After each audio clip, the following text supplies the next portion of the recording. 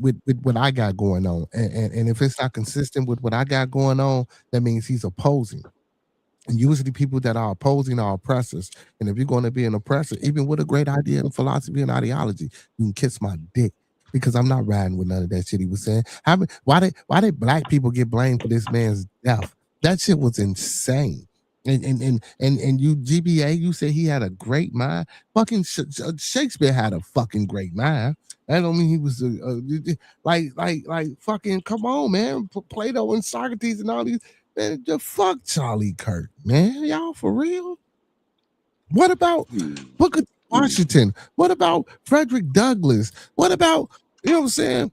Even though Umar, and if he wasn't bullshit, such a bullshit ass individual, and he played himself, you know what I'm saying? And if he hadn't played himself, I would be in full support. But what about people, well, not him per se, but what about people that's out there that were doing their thing that never got that support? Dr. Khalid Muhammad, the Dr. Benz, you know what I'm saying? The Czech anti-diops and all those other forefathers and ancestors and brothers and sisters. And don't get me wrong, not everything that they said was correct. But why is it that we look to Charlie Kirk or we look to the counterpart of who we are to say, well, that's who we're gonna put up and that's what we should be? That's bullshit, bro. I don't rock with Charlie Kirk, bro. I rock Can with I get my can I get my I like to can I see get it my as you're not important until you do. can I get go my ahead. intake on that? Go ahead. Go ahead. Go ahead. Respectfully, I appreciate your comment. And I understand where you're coming from as a black man. I understand. I I fuck with feel that. I like know. I feel Hey, that hold on, too. So not to cut you out. Hold on, not to cut you out. So, classic guy says Shakespeare didn't even have a great mind. He had slaves too. No disrespect, young man, but do a little homework. So, brother, I don't think you know who you talking to, but I appreciate you for being in the chat. I know who Shakespeare was, brother. I love it when people come in here, brother, and I love it when you do that, brother. I know my homework, brother, and I study very well, and I'm very extensive, and I do know. You know what I'm no, saying? I no. graduated. I graduated with a, you know what I'm saying? I'm a history major. That was my major in college, brother. I know about Shakespeare and the slaves and stuff like that. I'm paraphrasing and I'm speaking, you know what I'm saying? Because it's a lot of people, and so I don't want to over. And then that's I don't want to say a rabbit hole, but them are steps that we can walk. But we gonna keep it short, simple, and sweet. That's all. That's it. That's all. You feel me? You know what I'm saying? But go ahead. My bad. Honey. Go ahead and No get to it, my problem, boy. no problem. You gotta address what you have to address. This I this your gotta let nigga, space. I gotta let motherfuckers know, But like, no, it ain't that.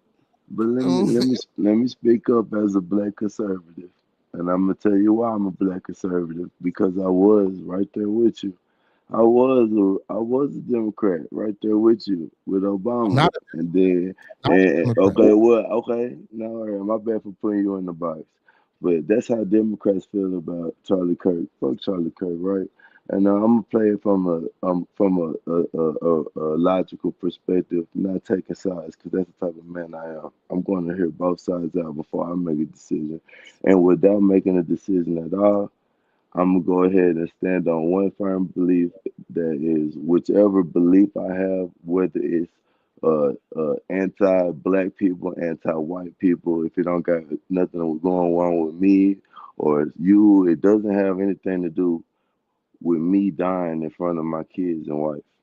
So at the end of the day, no matter what was said, I feel like it could be handled in a different manner than executing someone in front of their family. With that being said, that's a statement. And with that statement, you have to understand that there's something that we need to understand, even though we don't know what it is. So to take a side right now is pointless. When you see left versus right, and you see, well, this side don't agree with this side, then you'll see that there's two hands fighting each other to conjure up evil, and it's really darkness versus the light. And when I'm telling you, Charlie Kirk was the turning point, the turning point is actually when us as a people realize that the left and the right both have malicious intent. And really, what we need to do is come together as people. Because when they kill somebody in front of us, that tells you that their message was too strong to be stopped. And words are powerful. So when you say, man, fuck Charlie Kirk, just remember, bro, you standing on the hill too when you say that because people out here have hate in their heart. And you might not. You know what I'm saying? But I'm a true Christian and I want to go to heaven when I die. and it don't matter what anybody said. You know what I'm saying? So that's where I'm gonna stand on that. And I'm not saying that, like bro said, that's a great mind, right? Okay, there's many a great minds, not just Shakespeare, and not there's bums on the street that'll give you true lectures. But what I'm saying is, like, no matter what you believe, you should never die in front of your family and your wife, your kids, because look, you have two daughters. They're gonna need a manly presence in their life, and forever they'll remember whoever they love the most, just like their dad. You know what I'm saying? It's gonna be that burned into their mind. And then think about the people you say, why? Okay, let's get to the roots of the problem. Okay, who in the black community is sitting around and having these debates and discussions? And let's take the bullshit out there, what he said and all that, because that's clip farming. You talking to a true Charlie Kirk fan who actually watched this podcast like every day. Like, and I felt like that was just like me and you talking. Even though he wouldn't just pick up, let me just pull up and chop it up with him. I would watch him more than I watched TV when I was growing up because I wanted to learn etiquette. Because I was in the hood. Like I'm telling you right now, I want to be in these rooms with people. Like I said, like Allen Iverson. I want to be like Allen Iverson, but I can't dribble. So I got to learn from you guys. I got to learn from people with sharp minds who know how to express themselves in this arena of ideological combat. Hey, Because it's not hey, no left brother, can versus I right ask you thing. I'm something not. real quick?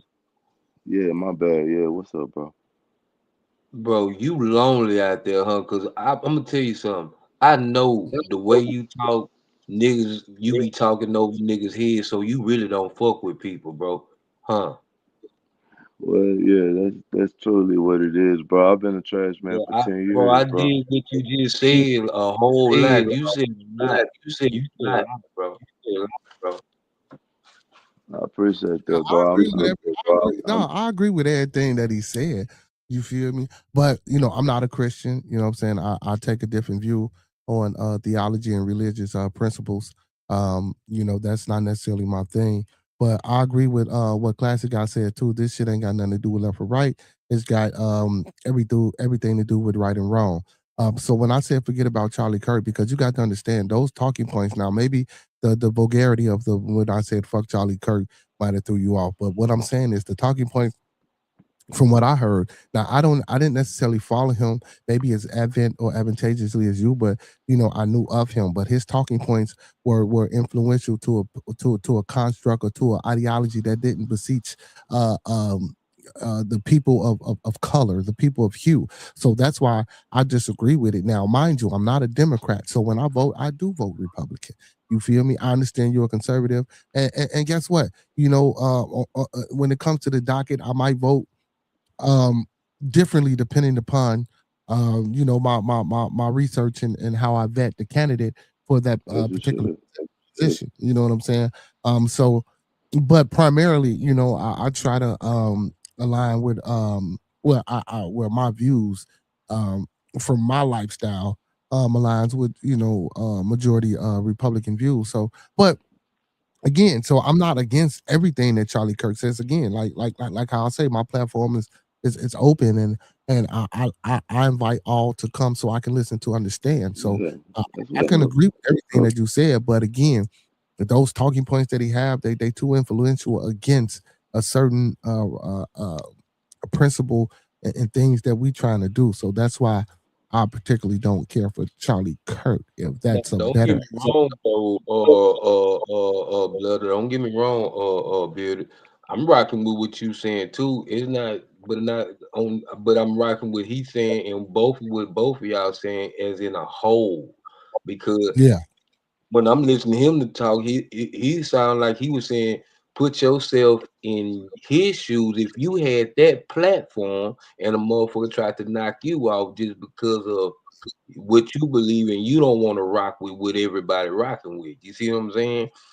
But that's what too. I feel like us as a whole, anyway. I know us as this color, we gotta protect what we got.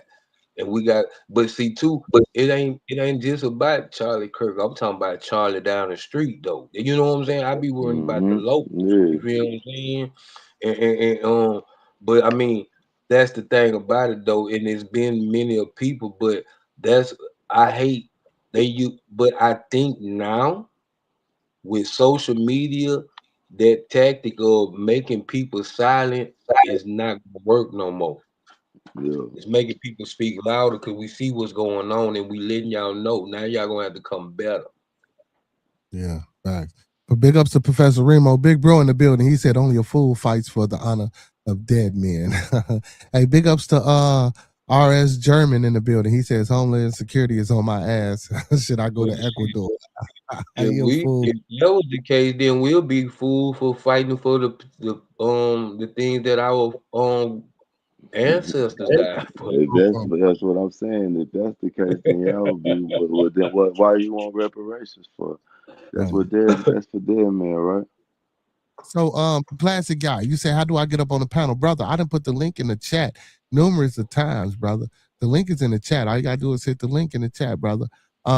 So if you're on a computer or a PC, brother, you can hit the link in the chat. If you're not, if you're on your phone, brother, you can go on my community post on my wall and hit the link, and you can come in that way if you're on your phone. But if you're on a PC or laptop, or if you have your phone converted to a desktop type of setting, you could join that way. But again, if you're on your phone, you can most definitely hit the community post and you come on up here, man. And speak your piece, young man. You feel me? Hey, let's pause for a little break and then we can get right back into it, man. I sent you For me, an email. Yeah, I want you to play a song. See what it sounds like right quick. well, hold on, man. Let me get the bad conduct because I've been having ears in the back waiting. He said this from off his new up and coming album. It's called Drip Dry Counts. Let's Well, get now to it. you know what? Now next What? week we need to have a huggy. I mean a pimping a hard head hour. Okay, Hey, okay. and GBA, I need you. Do you still got my email? I need you to send me because I got a track for you too, GBA. I've been posting something to that track. Well, you know, Okay. GBA don't do no GBA do mixing and shit like that, man. Oh, I thought he'd be rapping. No, GBA ain't doing no rapping. He doing that. So You know now what I'm talking about? his music I thought that was his music and other people's music. Yeah, shit. Yeah. You a fool. But yeah, classic guy. Yeah, you go to the community post, you can join that way. Bad conduct, this shit ain't playing. What the hell?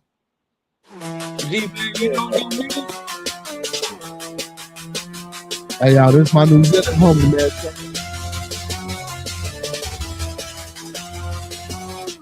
Blister packs of cigarettes, move the money mandatory for secret society to keep functioning. Manufacture hospital, prepackaged bankruptcy, protecting the courtrooms, doomsday from coming.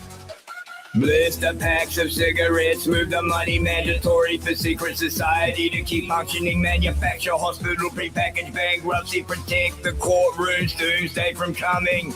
So, roll the thunderstorms and protect the villain. Mask the truth and maximize the repercussion.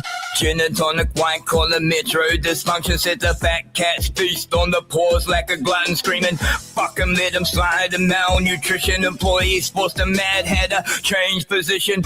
Walk this 9 to 5. Soulless hearts, no rhythm. Incarceration up the ladder. Promotion prison. Never happened. No change of patterns. Hope for the simple stacks of dollars pattern. Procrastination executives keep toes tapping. Financial golden binary keeps them false happy. Blister packs of cigarettes, move the money mandatory for secret society to keep functioning. Manufacture hospital, prepackaged bankruptcy, protecting the courtrooms, doomsday from. Hold on, let me pause. You say AI. What you talking about? I think that's AI, fam. And when it Oh, comes to that, and when it comes to that comment that you had just put on the screen, I'm the hardest worker on YouTube Live. We on YouTube Live right now, and I say that with confidence that I'm the hardest worker on YouTube Live. When it comes to live streaming and working hard at what I do, and when I say that, I mean that. And so when I'm coming at whoever says, "Oh, well, the honor," look, it's not about honor. It's about notoriety. Your notoriety is what you do with your work. Your work on notoriety leaves your legacy. Your legacy is everlasting. It don't matter what you do. Your honor, you leave that you gone, it's gone. But your notoriety, your legacy, it lives on. And the people who didn't have a father, and the people who didn't have nobody to look up to, who wanted to learn how to speak right, so I can walk into these rooms and get these jobs and have a financial ability to provide for my family instead of going to the streets, because ain't nobody gonna teach you that. And so, to keep it honest and truthful with you, the legacy will live on forever, because I'm gonna work hard every day to prove that you don't have to be complacent. That's my whole motto, and you'll go to my page and see, like, I'm telling people every day, like, you want reparations, but you're still a slave, because your mind telling you that you need a handout and you a victim and everything is against you, when really you have the opportunity of a lifetime in the best country in the world to make a chance for yourself and your family. All you gotta do is put your best foot forward and stop making excuses. There's places for you to go, and there's things for you to do to get on your feet. And every day is another day given by God for you to make a way for you and your family. So there's no excuses. And so when I say that you in America, make a way for yourself. If you uncomfortable with leaving, then that's your problem. You were one of them slaves that want to stay on the farm. When they tell you you free, you don't want to go. Listen, you got to break away from them chains. You don't need reparations. You don't need nobody to give you shit. You don't need food stamps. That shit broke up our families. You don't need all that shit. You don't need Social Security. That shit made people. That's for people, grandpas who passed away back in the day. That shit is not for right now. And the shit that we putting in, we're not gonna get out. That's why I'm a conservative. And so when people say the honor dies with you, that may be true, but Jesus Christ, what he did is not is his honor. Is what he did, bro, is what we live for every Pause day. that. He in us. That's how I Pause feel, that bro. real quick, man. Okay, I got no, you good. Pause that real quick. We're gonna get back to the song. Bad Conduct. I want you to pull up, man. This ain't AI, brother. Yeah, Professor please Remo, I pull up, want you to pull up because I too. thought that was Professor straight Remo, AI. I want you to pull up too, man. But let me finish the Coming. song. Blister packs of cigarettes, move the money mandatory for secret society to keep functioning. Manufacture, hospital, prepackaged bankruptcy, protect the courtrooms, doomsday from coming. Order in the court, I guess it's judgment time. Don't confuse steel with rusted iron, so they keep it real but get busted line. They version of clean, a little dusty still. Never been to Vegas, but I know some neighbors in the hood that's looking for a lucky meal, and they'll shake, rattle, roll for a little bit of dough, like trying to make a truck keep still. Results in poverty, got kids teaching themselves how to eat. I drop a chicken in the pot, no pot of grease, but it's a read that this pot gon' supplies peace. Extended plug, I got a lot of reach, straight business, bro. Ain't got a lot of speak. Do street map, guess I'm about a geek. At least I ain't had to kiss nobody cheeks. In other news, we've received reports of society finally taking a stand against the blatant disregard the government displays towards the underprivileged members of our communities. The question to you is, where do you stand in this upcoming war? Mesmerizing lies tie up the mind to stay entangled and slowly fall behind. You can't help but try and keep up with the times through trending topics, the blind leading them blind. My bad, Man, bro. big up I to my heard it. I political, heard it. big up political New Zealand homie. Hey man, listen, let me tell you something though, man. When you over here, man, sometimes you're gonna hear some good music, and I understand you might think it's AI because you might not be used to hearing that good music. That shit was too cold. I ain't gonna lie though. That from the beginning of that, I was like, damn, that shit sound like a computer. That shit cold though. That's what's up. But you done done it again. You done done it First of all, again. he said that was directed towards Monkey Man and not you. But now let's get to this comment though. He said, no, that was twisting my words. He said, you fight for your own honor, and those that are still around benefit from that fight. A dead man honor is gone along with him. That's not saying shit about reparations and a legacy, bro. Like, what did like? No, that's on my page. That's something like my stick about being in a victimhood mindset in general. You know what I mean? To say like what we got going on, because let's get to the root of what you were saying is he was antithetical to what you had what y'all got going on, and which is what, you know what I'm saying? Okay, so first of all, ain't shit. hold on, no, let me cut you off. No, not me to cut you off. So when did you hear me say at any point in time doing what I was talking about? That I was talking about reparations. I'm not saying reparations. Listen, hold on.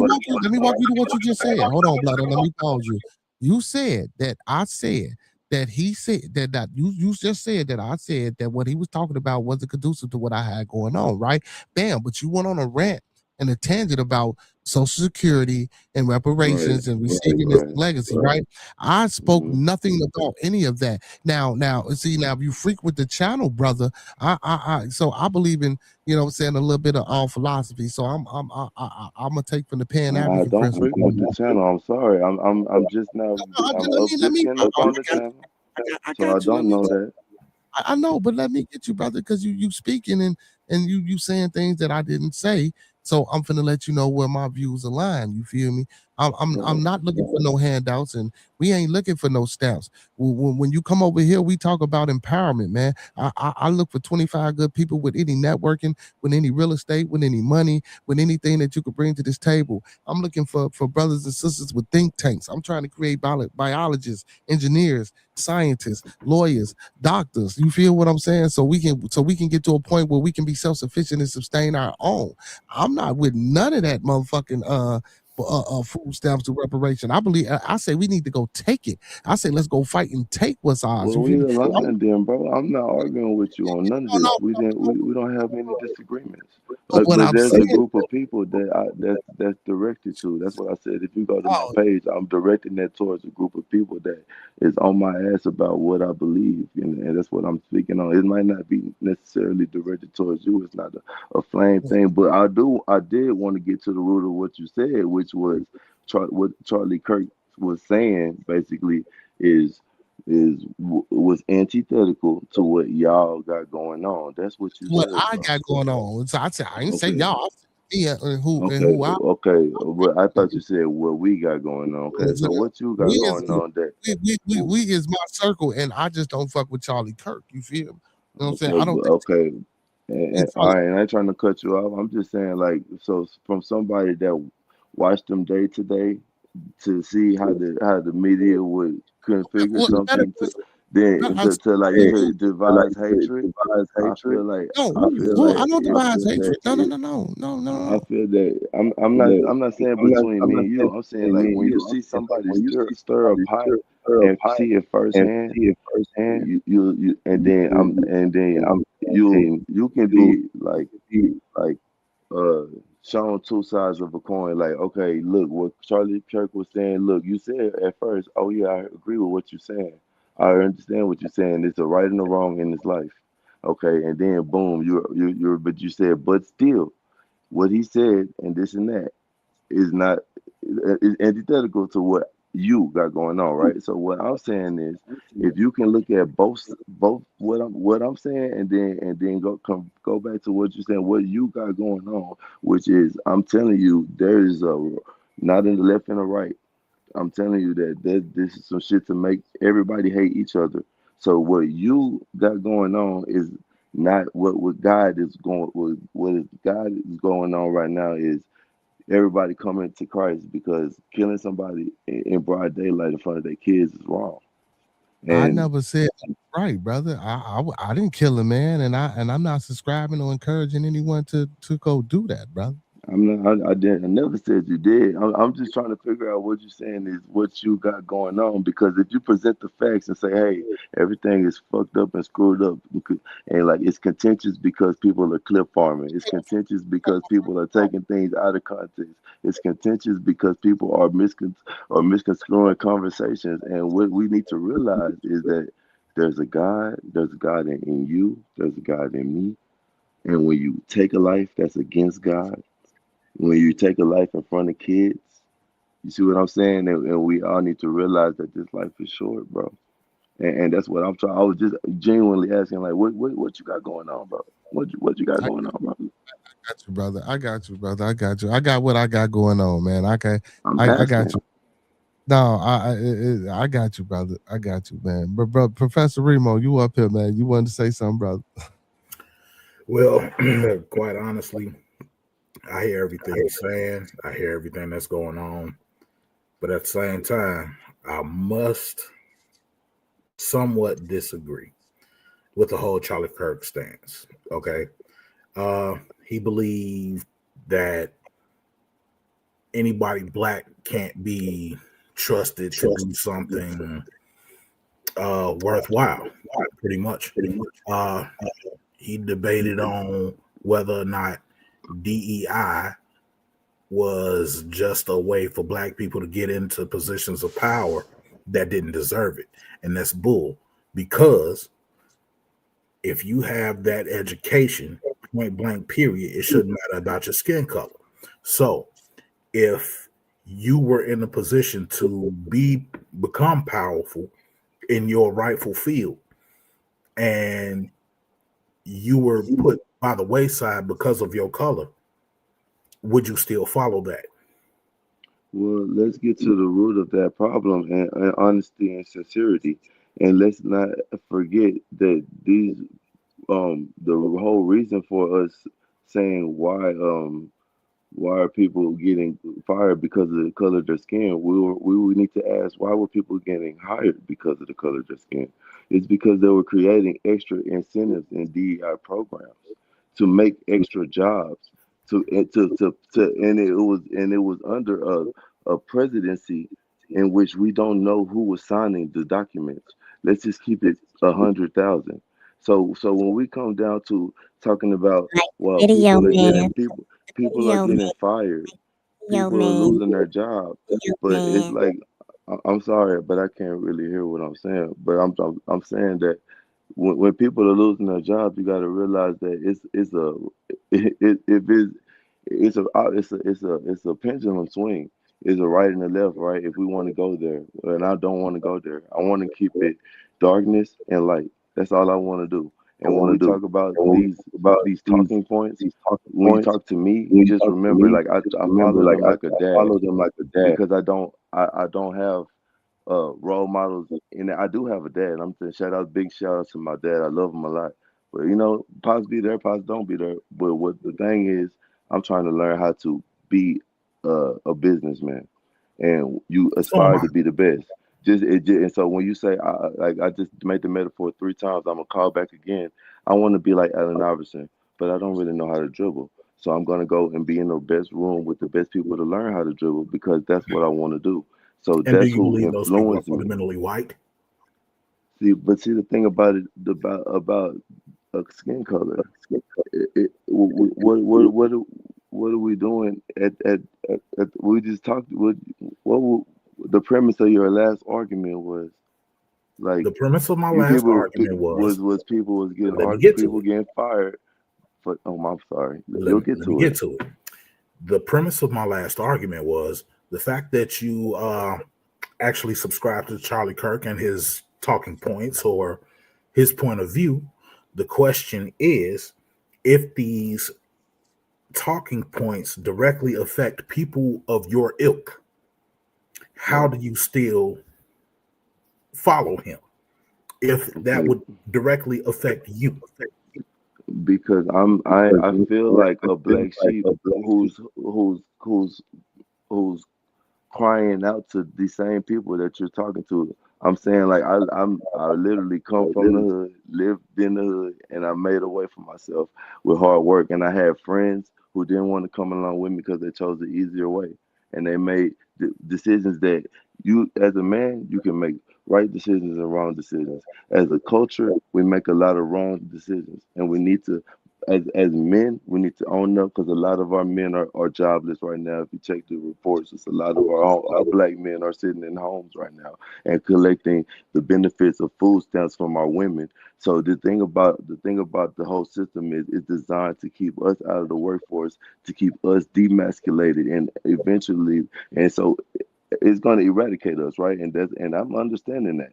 But to listen to Charlie Kirk is to not say, "Hey, I subscribe to every belief that he has," and I don't even see none of the beliefs of the things that you talk about, because the thing is, there's a way to manipulate any type of conversation when it comes down to this video editing. And I'm telling you, I've been watching him for a long time. I never felt like any Well, of I his know him. He talking don't points. edit nothing. I don't feel like, look, I watch hours and hours just like I'm watching this podcast, and I've never felt like he feels like there's a certain race that's above or beneath another race. You know what I'm saying? Then when it comes down to Israel, I feel like he was playing a money hand.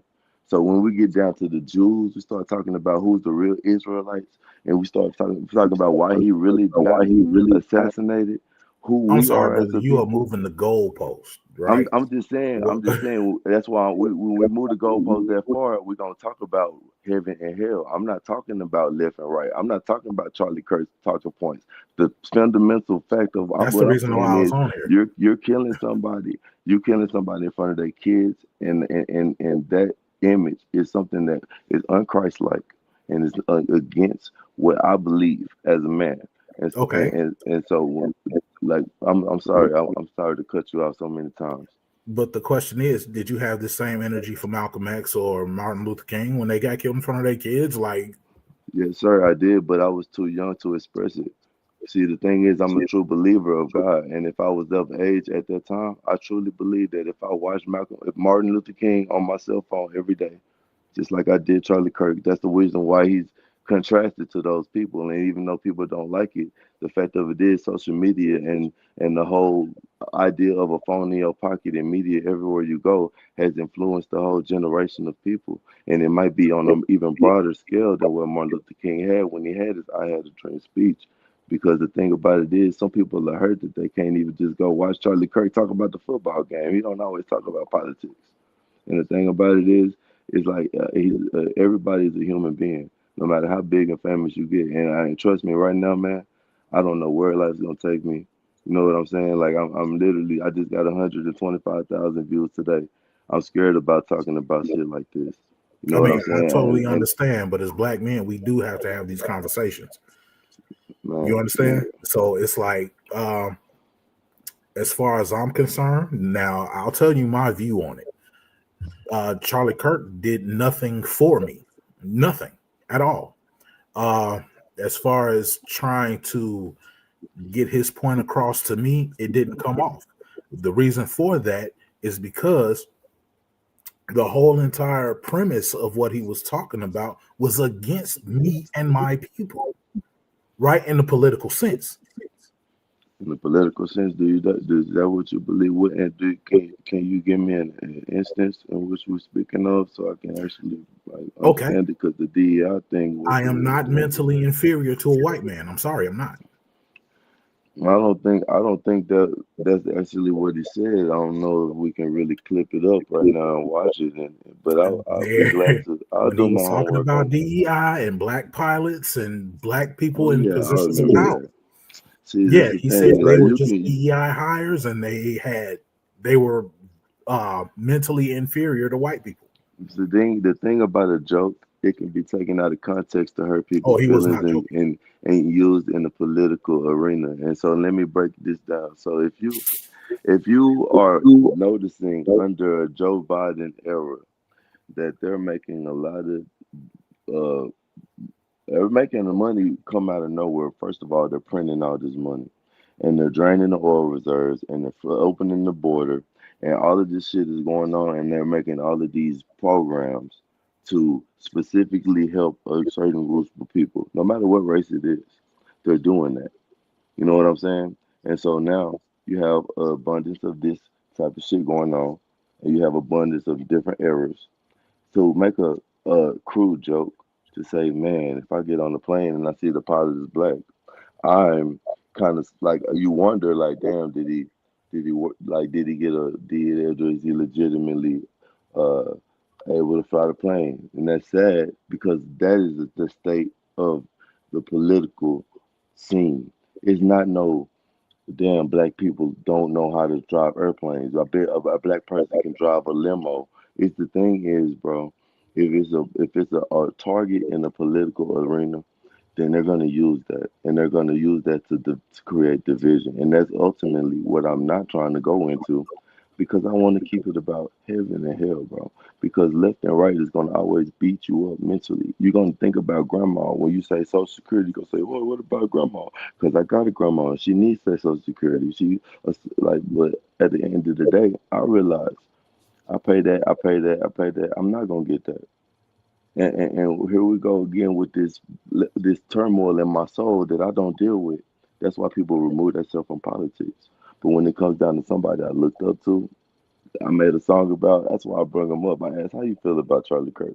Just because I wanted to know how people felt about it, because I made a song about him, and I wanted y'all to hear it. but I didn't know that it would be a conversation this deep about ideology, because at the end of the day, I don't even care. You want to be a Republican, you want to be a Democrat, do that, because when I go to Thanksgiving, they all tell me they don't want to hear that shit. And guess what? I don't even care. I don't say shit, because you know what? It ain't my fight to fight for y'all. I can show y'all all day how to go drink some water, but it's on you. It's on you to say, "Oh, hey, I'm not comfortable here." This is the systemic racism that's in our own mind. We got a hood in Dallas In called our Joplin. own mind, It's I a wouldn't say hood. that. It's a hood in Joplin called Dallas. It's a hood in Dallas called Joplin, and it's encased by train tracks, and they got homes over there with these people that have basically been there so many generations that it's like a type of inbreed type of shit going on. Yeah, they Because turn blue.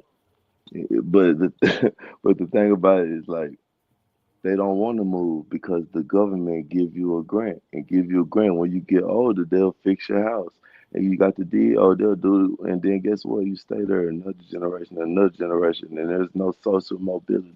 There's no let me do better for my family. Let me be economic. There's no drive. And we got to have somebody like David Goggins. We got to have somebody to get out there and say, "Hey, man, get up off your ass. What you doing on the couch?" That's where I come in.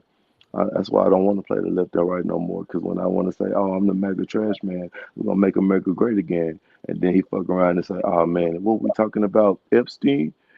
If you talking about Epstein, then I don't want your support." I'm like, man, what the fuck? So what the fuck am I supposed to do? So I'm looking like a fool out here want to be a Republican, or I'm looking like a fool out here want to be a Democrat. Either way it fucking go.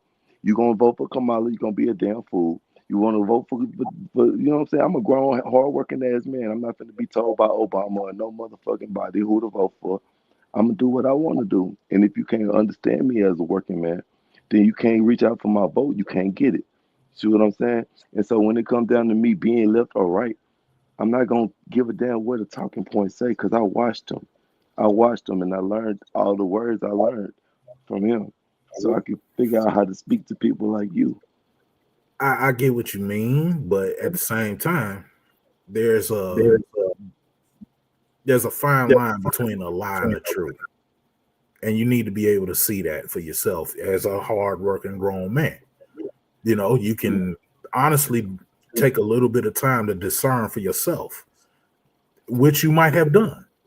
But at the same time, if you believed Trump about anything, if you believed him,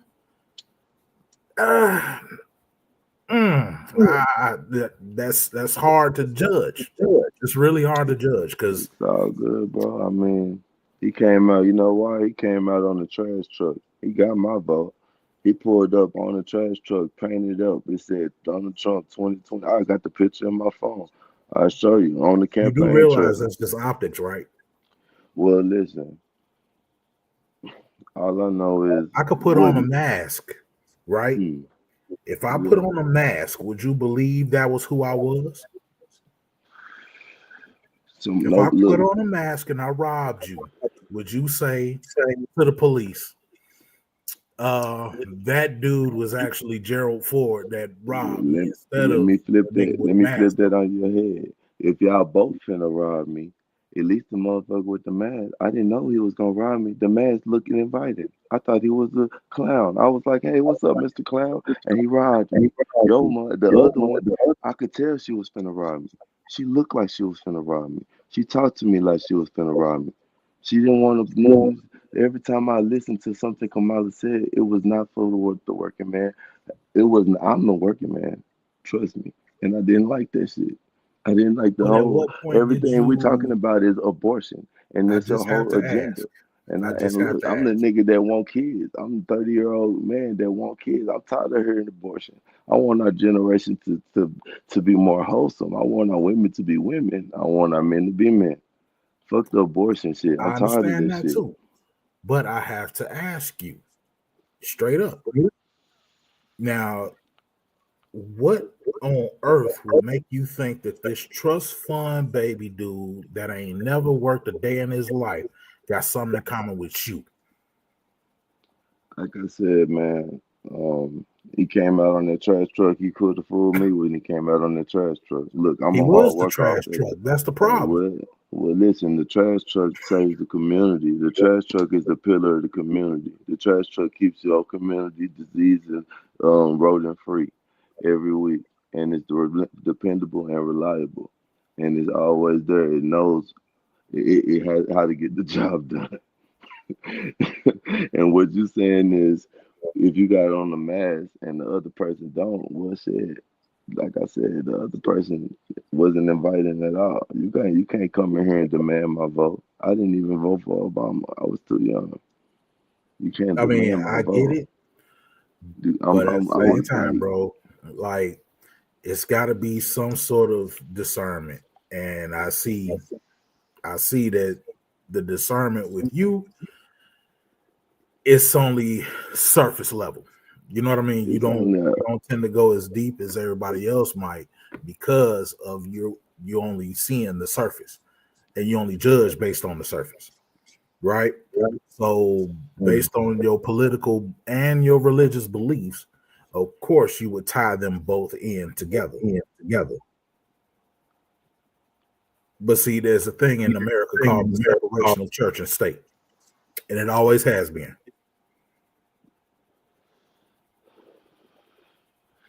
And see, at the end of the day, when all of it, like when it happens to happen, bro, in the separation of state and all that shit is gonna get merged back together. Let's just say it never was merged. You know what I'm saying? Well, listen, what they have and what they had, they then got separated. I know what you're saying. The separation of church and state. It had to be because the church was getting too powerful and all that shit. And we had to make sure that all of that. That was before the government came into existence. But I'm yes, saying before the Constitution. Yes. So we on the same page that you know what's in the Bible though. So at the end we're gonna win, and the oppressors will be oppressed, right?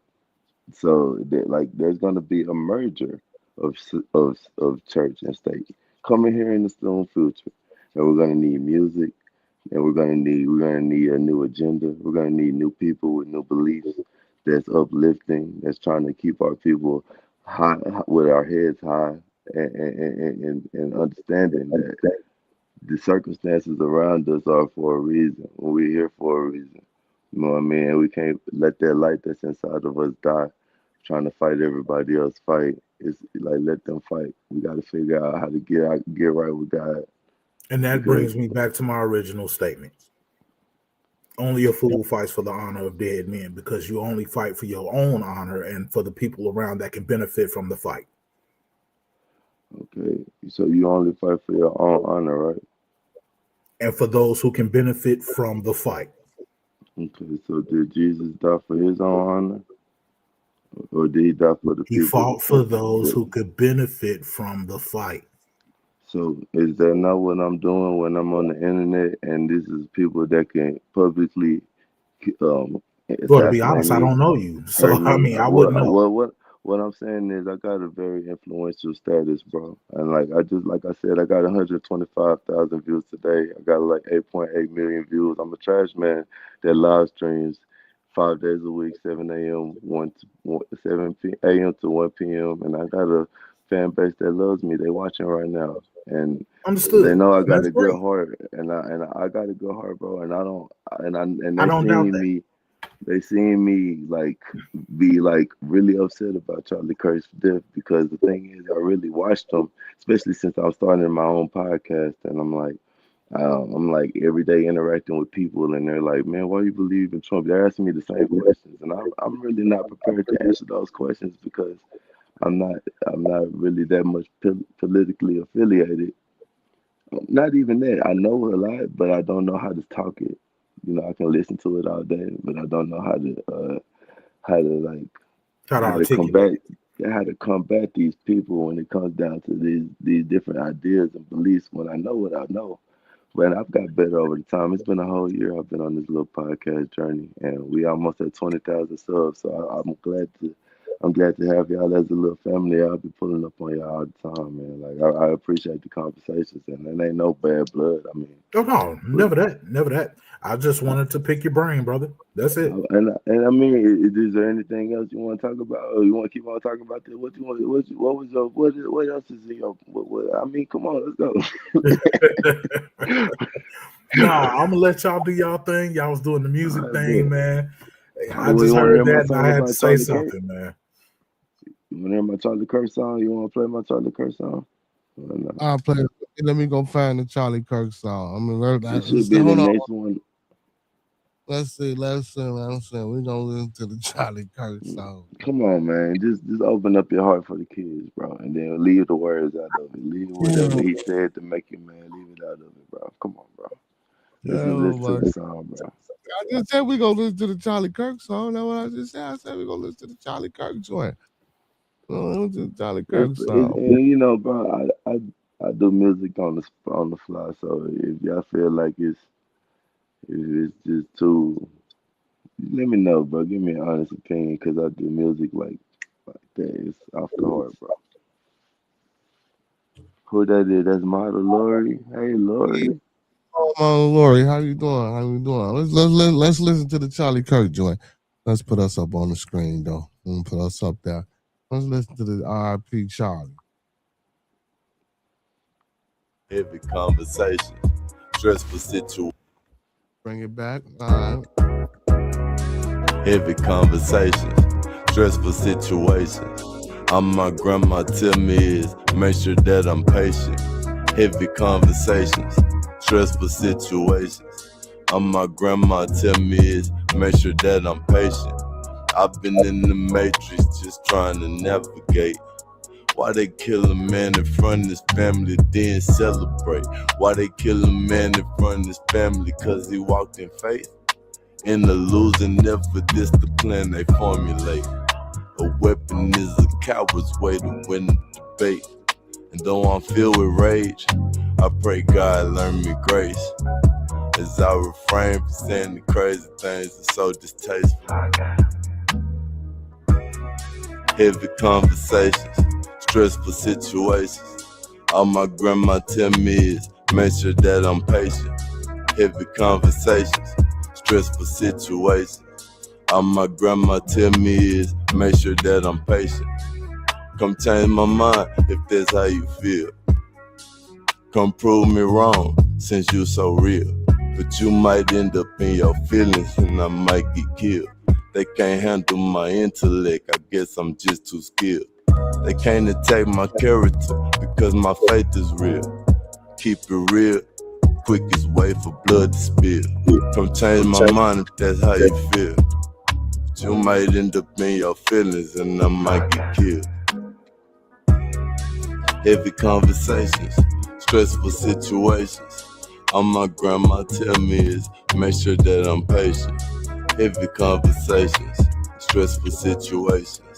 All my grandma tell me is make sure that I'm patient. I've been in the matrix, just trying to navigate.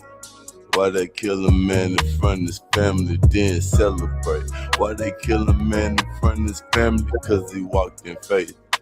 In the losing effort, this the plan they formulate. A weapon is a coward's way to win the debate. And though I'm filled with rage, pray God learn me grace. As I refrain to say the crazy things that so distasteful. Rest in peace, Charlie. And action. I'm Boss with Boffmo. I don't know what y'all think, y'all. Decent again. A 7 out of 10. I appreciate that, y'all. Just something that I had to attribute. You know what I'm saying, Pan Hummer? He said that mix ain't it. He said the mix ain't it. Well, I've been told him that. I've been said that you know what I'm saying, the mix. But he recorded himself, so I don't really listen to the music for that. I listen to what he's saying. You know what I'm saying? I listen to what he's saying. I really don't listen to it for the mix, because you know, again, Yeah, like he said, he do everything. Yeah, he said he do everything himself. So now if he was an engineer and a producer and had mad equipment and shit like that, you know, then you know I could probably, you know what I'm saying, give it a little bit more. I appreciate y'all for keeping it real. I ain't got the best equipment, but I'm still trying to do what I most can definitely. to get my sound out there so people can hear what I got to offer. It's about content collaboration. That's what it's about. Like going forward, it's not about what you've done in the past, but what you're gonna do next. You know what I mean? So hopefully one day I'll be able to like go on tour or some shit like that. Because one of them songs got 1,000 views in a day. You never know, man. It don't matter who recorded nowadays, bro. It's about who you are and personality, shit like that. Keep working, keep pushing, man, and just keep doing your thing, man. Like you say, man. You say you the hardest working man on YouTube. So shit, what I'm saying, you keep working. I don't want to do that. Live, okay, on YouTube Live. You know what I'm saying? All right, Mr. James Brown, hardest working man on YouTube Live. I feel you, bro. You gotta pull up on my chat, bro. I'll make sure they subscribe to you. Once a subscriber, pull up, bro. It'd be about 300-400 people in that motherfucker every day when I get to shit. I'll be at work myself early in the morning, brother. You know what I'm saying? I'll be at work myself. A lot be going crazy every day, bro. It's kind of like a prime time slot now. It feel like goddamn ABC or some shit, General Hospital, all the shit that done happen. Well, shit, if I can do live one morning, if I'm up early enough, you feel me? Before I go to work, you feel me? I'm talking about you on the East Coast, right? No, I'm in Chicago, my boy. I ain't on the East Coast. My boy GB, he on the East Coast. He done fell out though. I'm 7 a.m. so I'll be on there sometime, but y'all just lock in with me, bro. If y'all can. I ain't going nowhere though. I'm just here. What's up with it? Most definitely lock in with you on your digs, man. You know what I'm saying? Man, definitely. Speaking of work, brother, I think I'm gonna go ahead and get back to it. All right, my boy. You know what it is, fam. Grinding as usual. All right, my boy. Go ahead, man. Get back to it. All right, fam. Y'all nice be talking smooth, to you, man. bro. Nice talking to you, bro. It was good to talk to you, bro. Hope to talk to you again soon. All right, Professor. All right, Professor. The Professor has graced the panel with us. You know what I'm talking about, man? We got the Professor up here. You know what I'm saying? Oh, shit. You feel me? The Professor then came up here, man. You know what I'm saying? Oh, man. Let me see what I got for y'all, man. Let's get to some more of your diggy digs, man. I got some more jammy jams for y'all, man. You know what I'm saying? We ain't gonna stop y'all. We in the building. Let's get to it. Right when I mix it in right with the Sprite.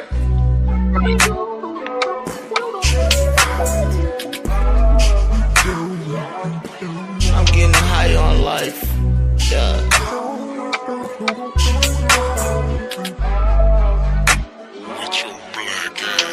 Oh yeah, it's black on this track. It's static and stacks. We stacking up racks cause we racking up tracks and we track up a storm. While it's storming, relax. Team on our backs, we sturdy. That's facts. We stumbled and struggled. Now our pockets is fat. Up out of the gutter, ain't no looking back. We building an empire, simple as that. We lead from the front, used to be in the back like the waist, man. Now we in your face, man. We ain't running the show or the place, man. It's for that paper. We out on a chase, man. Stop snacking, get more than the taste, fam.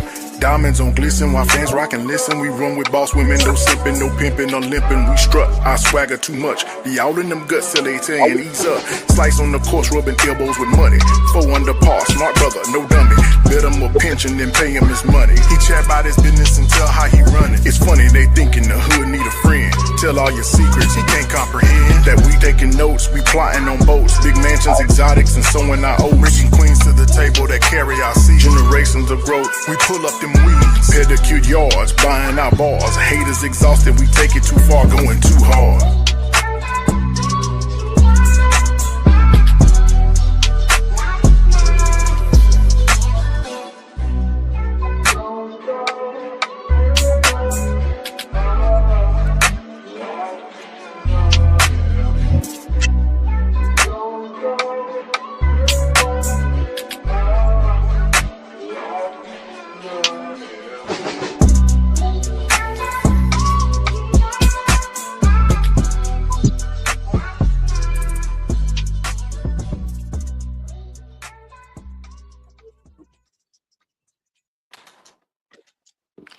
Yeah, man.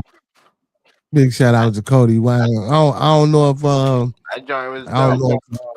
I don't know if Dirty Money heard it. I don't know if he heard I it. heard it. I heard that, bitch. Oh man.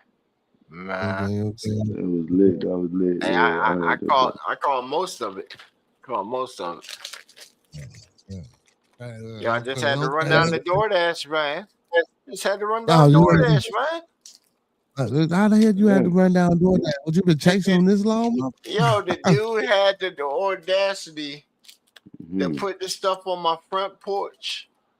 Sit right there. I'm watching him on the camera outside. He puts it on the porch, takes a picture, and then takes the bag back up, start walking to his car door. So I go ahead and pop the door open. I say, "Hey, bro, where you going with my shit?" Yeah. He's like, "Oh, I was putting it back inside the car. They told me to take it back." I say, "Yo, unhand my shit." You got me fucked up. You gonna leave a review? Yo, he tried to hop inside the car, so I reached inside and grabbed my shit. What? And then he sat there like he was waiting for something. So I came back inside real quick. You know what I'm saying? I grabbed my sword and walked back up, tapped on his window, and he hauled ass. Oh no, man! You know you doing too much, man. You out here doing too much for motherfucking business, man. You come out in the dark and play stupid games, man. Yeah, no, man. We gonna get sliced up like a samurai. Just trying to jack my joint, man. Hey, over $20 worth of stuff, you know. Samurai Jack, your ass boy. Right. Damn, man. You tried to take your fiddles and shit, man. Right. Nah, man.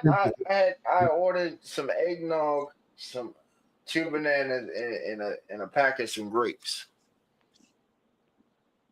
Know what I'm This saying? late? 7-Eleven. Oh, okay. 7-Eleven.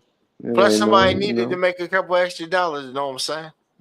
So just looking out. DoorDash guy, right? You know what I'm saying?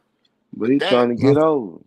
Right, you trying to come on, right? You trying to take? Man, you just got a little free hustle. Now you want to take my shit?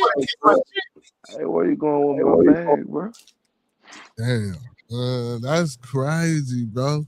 That's what motherfuckers DoorDash. That's what motherfuckers be on out here DoorDashing, man. They be out here taking motherfuckers' food, putting it back in the car. If you had to be, you was gonna pull straight the fuck out. He was gonna take off if you wasn't. Bro, what's crazy is this is common. This is common, man. I send these people this camera footage all the time. They said, nah, that didn't happen. And you send them the drop link, and they're like, "We're sorry, so that we doubted you. We're trying to do better in the future." Like, how? See, I don't use that just for that reason. I don't be with the DoorDash shit. I ain't nobody. I just don't like people coming to my house, bro. For real, like that. Oh, that's the thing. That. See, they gotta come back here, man, in the dark already. So you know, they don't even want to get out the car. They just lower the window most of the time. This guy actually came up to the door and then took a picture. Like, word. You know they supposed to take a picture. When they drop the shit off, they supposed to take That's a what picture. I'm saying. As soon as he came up, it hit the camera. So I seen the camera. I said, "Oh, okay, he's out here. Let me go downstairs." And then I come out the door and I'm saying, "Yo, sit there for a second." He opens up the porch where he sits it, and then he shuts the door back down, reopens it. And I'm like, "Hold on. Let me listen." And then he said, "He's not answering the phone or whatever. I'm taking it." And I'm like, "Hold on. Okay, he shut the porch door. Hold on. Let me open this bitch real quick." This motherfucker got my shit. Hold on, y'all. Hey, where you going, man? Okay, you going for the car. Hold on, I got you. Yeah, but you gotta be careful, man. Motherfuckers be having their pipes too. You just gonna be out there all willy-nilly and shit. You know what I'm saying? Bro, I was too close. I'm too close. See, back here, you know, back here, he already pulled up on my property, so he's already.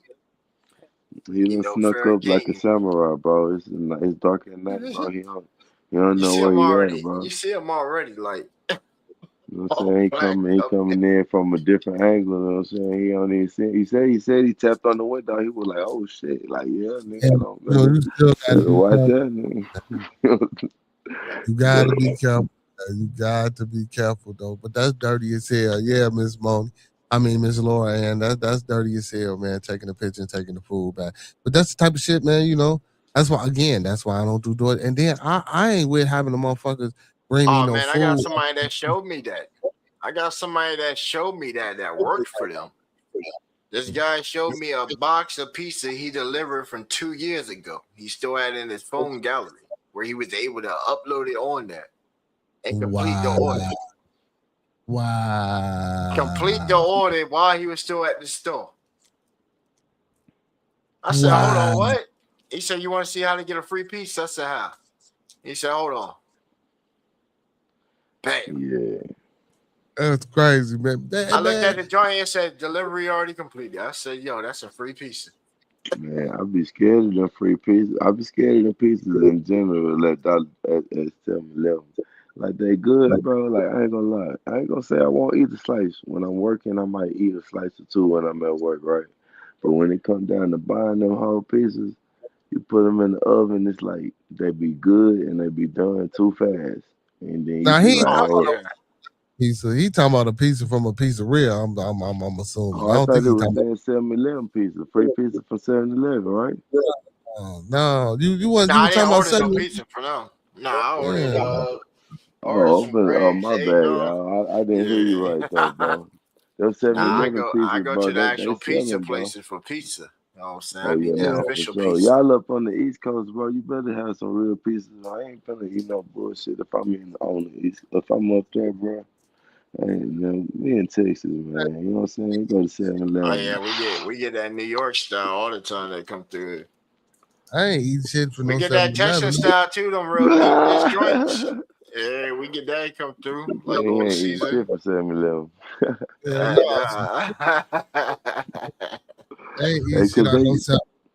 Bro, if you buy the whole pizza, right? The motherfuckers, like, you put it in the oven and then they be done in like 4 minutes. Whole pizza. Like, I'm talking about done. I'm talking about dripping. And you sit down, you eat 1 or 2 slices, you be like, damn, this motherfucker good.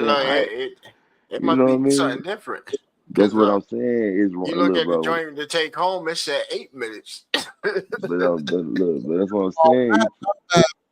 Because it's already pre-cooked, it's just frozen. So you know what I'm saying? It just be it's already pre-cooked, so you ain't really heating it up. Okay. But something ain't right about it, bro. Like, you eat that shit, and by the time it get cold the first time, you be like, man, this shit feel like some type of plastic or some cardboard or some shit. You just feel like, bro, because how good it is when you eating it initially, you be like, bro, this some like illegal shit. This is illegal. You know what I'm saying? Like, when it tastes this good, it ain't supposed to taste this good. There's something wrong. You know what I'm saying?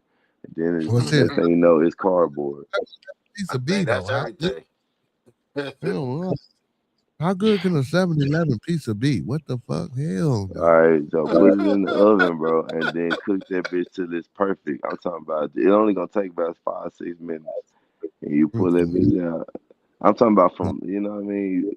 Now you put it in there, it's gonna be ready. As soon as you take that first few bites, you're gonna be like, damn, bro. You know, you never had I ain't never had no 7-Eleven pizza. I don't do the 7-Eleven. I'm gonna leave that for y'all. My stomach to find out. To y'all, man. The alternate history meeting. Down here in Texas, bro. So my bad, y'all. I know y'all up north.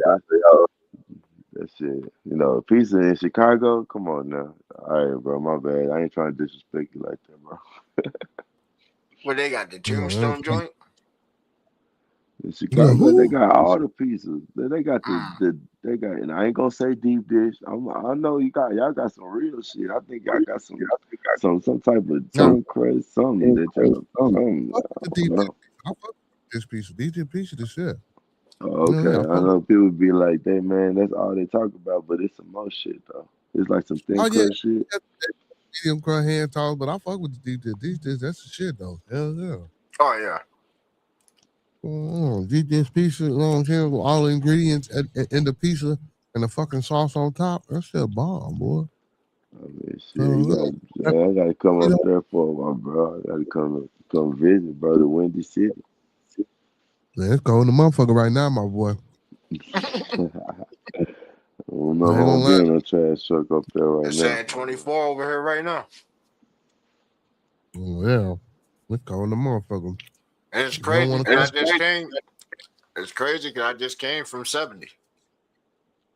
Yeah, right, because he was in Florida. Yeah, because he was in Florida, man. Right. Shit.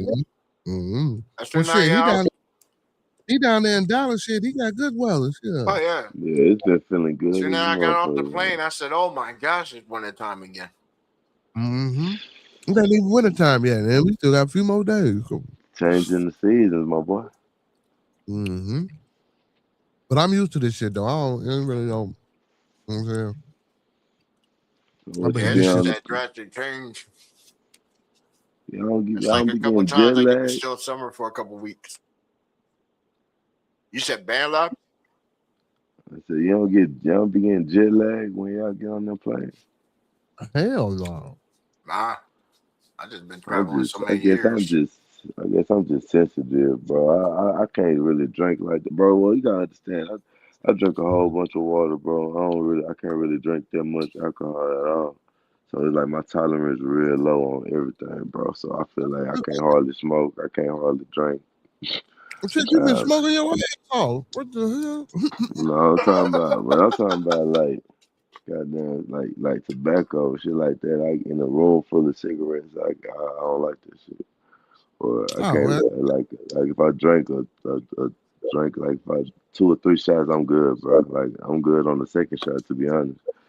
Oh hell, no, I need more than that now. If I'm a drink, hell no. But look, I'm well measured though. I don't like to be out and be sloppy, bro. I smoke all night though. I keep Don't be finding sloppy, out. neither. I feel you. I don't be sloppy, but I get more shots in. God damn. I probably need about 2, 3. I take 3 because I be, bro. I gotta drive. I'm the type of nigga like I be, bro. No, I got too much to lose, bro. Again, I got a lot going on, bro. I would like to talk to somebody about it. Y'all talk to me about it one of these days if I want to. But I got a lot of shit going on. I'd like to get a real perspective. What y'all would think? What I should do? Talk to me, man. You here right now? Talk to me. Shit, I ain't going nowhere.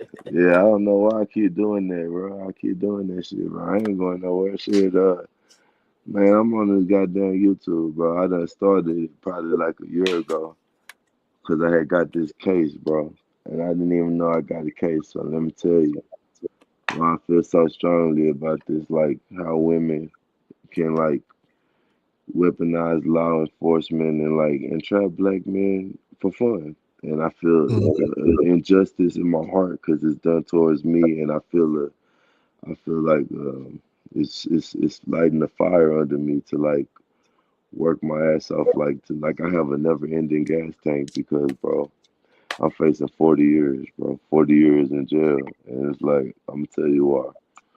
When I first started this YouTube channel, I created it because my ex had told me, like, man, I like your music. You should put it out for the world to hear. Like, don't listen to nobody else.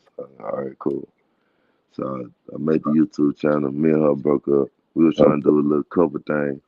And then this little big chick that I talked to back in the day when I was in high school, bro, like rewind to high school, my mom passed away junior year.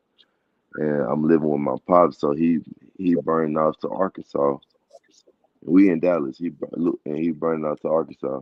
So I got a girlfriend where I'm at. So I stay in high school senior year living with my ex-girlfriend. We live together, shit like that. I'm trying to become a man. All that shit happens, and I get help from this little fat chick. This little fat chick, she was 1 year older than me, and she would like let me come sleep at her house sometimes. And you know what I'm saying?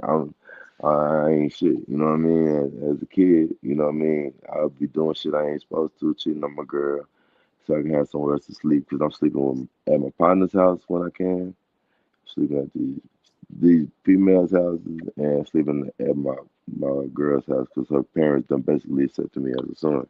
So I'm sleeping with my girl like we married. So that's why I got a different view on marriage and like when you should do it, how you should be like how like what women choose over marriage. I got a whole different perspective, and so basically this fat chick, I keep going to this fat chick, sorry, that she helped me out. So later on in life, I'm just not getting right. You know what I'm saying? Getting off probation, get my life together, got my first apartment. This fat chick talking about her baby daddy got her pregnant and burnt out to Mississippi. And I'm like, damn, it's fucked up because she used to help me out with the woo. I got a big heart, blah, blah. It's like, cool, come crash in my living room, for a little while till you get on your feet with the woo. You get your food stamps, blah, blah, you'll be, you know what I'm saying? And see, this is where the confusion comes in. Yeah, I ain't shit, bro. I fucked back in the day when we were kids, but this is years and years later. You reaching to me as a friend, like basically a Facebook friend at this point. And I'm saying, yeah, based off of the merit of my character and who you are to me and how you helped me in those times, hey, I'll let you live in my living room for a little while. But the bitch took advantage and was there for like 4 to 5, 6 months. Didn't help me pay for shit. Then she magically lost her food stamp card. And next thing you know, she's being filthy. She's not looking for a job, leaving feces and shit on my toilet seat. And so at this point, I'm like telling her to leave. We get into an argument about some bullshit, about noodles being left out and having roaches. I get mad. I say, she say, you need to calm down and lower your voice. I would hate to see you go to jail. I get mad. I say, bitch, I'll pop this motherfucking air mattress and make you sleep on the floor. You know what I'm saying? Because I'm telling her, get out, get out, get out. I want you to leave. I'm not gonna leave, blah, blah, type shit. Even though we're not fucking. And it was an agreement upon her moving in the first day, hey, I'm not gonna be having sex with you. We're not on that type of time. I just want you to be all right, you and your daughter. For 3 to 4 months, I go to work, come home, I do whatever I can to keep the lights on. Anyways, me and her get into that argument. I go to pop the air mattress with a knife. She comes in front of me and like bumps into me to like stop me from popping the air mattress. I say, all right, well, fuck it. I'm not gonna wrestle with your bitch ass, your big ass. So I go back. I did have a knife. Put the knife back down. Did not pop the air mattress. Did not harm her. Got in my car. Went to work. Went to work. Nothing happened. Bitch locked me out of my house that night. So when I come back home that day, I'm locked out from the top lock. For a week, I'm locked out of my crib. Can't get in. She ain't answering the phone. Won't let me in my shit. So I'm at bitch's house. Finally, I get to my crib on Mother's Day. She gone. I move back into my crib. 3 weeks later, they come pick me up from my job and say, boom, you got an assault. You know what I'm saying? Deadly weapon. Her and her baby. And it's the thing, like, bitch, I didn't assault you. I never will hurt you, never will harm you or your baby. But the fact of it is, it was a preconceived, like, looking back on it, like I said, the first thing she said was, I would hate to see you go to jail. That's what sent me out. That's why, bitch, how you gonna tell me I'm gonna go to jail for telling you to clean up behind yourself? And I got this documentation that I'm telling all my friends, like, I want this bitch to get out my shit. No, she's not on my lease. So anyway, when they took me to jail, they're like, damn, you didn't talk to no detective? I'm like, nah, I ain't talked to no detective. They're like, damn, we just executed a warrant in front of you, all your friends, and everybody at work. You know what I'm saying? In the middle of the night, where nobody had any spoke to you. So no, I don't know. I got a warrant, none of that shit. So boom, I lost my job. You know what I mean? So now I got to go back to the trash truck. I just want to get y'all opinion on. Cause see, the thing is, I wake up every day. I don't have a court date, so they're not gonna give me a court date until they're ready. It's been over a year. So now I'm just out on bond. So I got a golden opportunity to get a decent pay to do what I love, work on the trash truck. I give it my all because I know that any day as a black man, the system can be used against me and I'll be in jail for 40 years. And so even though even though people say don't look at life like that, I look at it like, bro, if I don't live life to the fullest right now, I'll regret it. If anything turns against me, I'm the one who got to go in there and sit in there for 40 years. I'm gonna remember every time I was on the route. I'm gonna remember every trash bag that was at the bottom of the can that I didn't get. I'm gonna remember every time I didn't pick that trash up off the ground. I'm gonna remember every time I didn't talk to the kids. I'm gonna remember that shit. So it's for more than the money. What I do is really just to keep me going, bro. Cause I feel like when you feel like the world against you, bro, like lost it all just for helping people and having a good heart. Yeah, I made mistakes, but that bitch know in her heart that I would never hurt her or her baby. That's the whole reason why she living in my living room for 5 months without having sex with me or anything like that, or even being expected to pay a bill or anything. She done seen 2 or 3 of my bitches. Like she knowing, like I want you to move around because I want to start my own life. I want to have my own family. I don't want to raise your daughter. And that's what the sheriff told me. Like women's feelings get involved when it comes down to kids and having a stable man and having a man that'll go to work every day, that'll pay the bills, that is handsome, that'll do what's right. Like women want that, and if you don't give it to them, they'll ruin your life. So that's where I'm at. What you think? I ain't gonna say it gonna necessarily. It can happen if you're involved with that lady or something like that. So, did she got mail at your house? Did she get mail there? Well, I don't know. I don't know if she did. I don't think she did. Or maybe she did. That's what I'm saying. See, you got to know these things when you involve Yeah, I yourself. didn't know she liked her as in with me. I know now. Yeah, I understand. Like things are learning curves, and you want to be. So I can't really um put a full. I'm not that I'm saying I want to judge, but put a full understanding because like you said, you didn't know. Because she got mail. If she got mail at your house, it's a process that you can go through to evict her. And according to her not being on the lease, you could have went to what I'm saying, the landlord, and went through the proper procedures to get her what I'm saying, out of the house.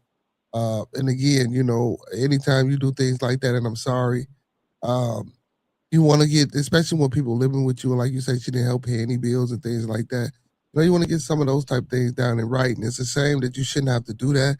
But in most cases, you want to do things like that. And if she lost her link card or her EBT card or whatever it was, she could have easily just called and got it replaced.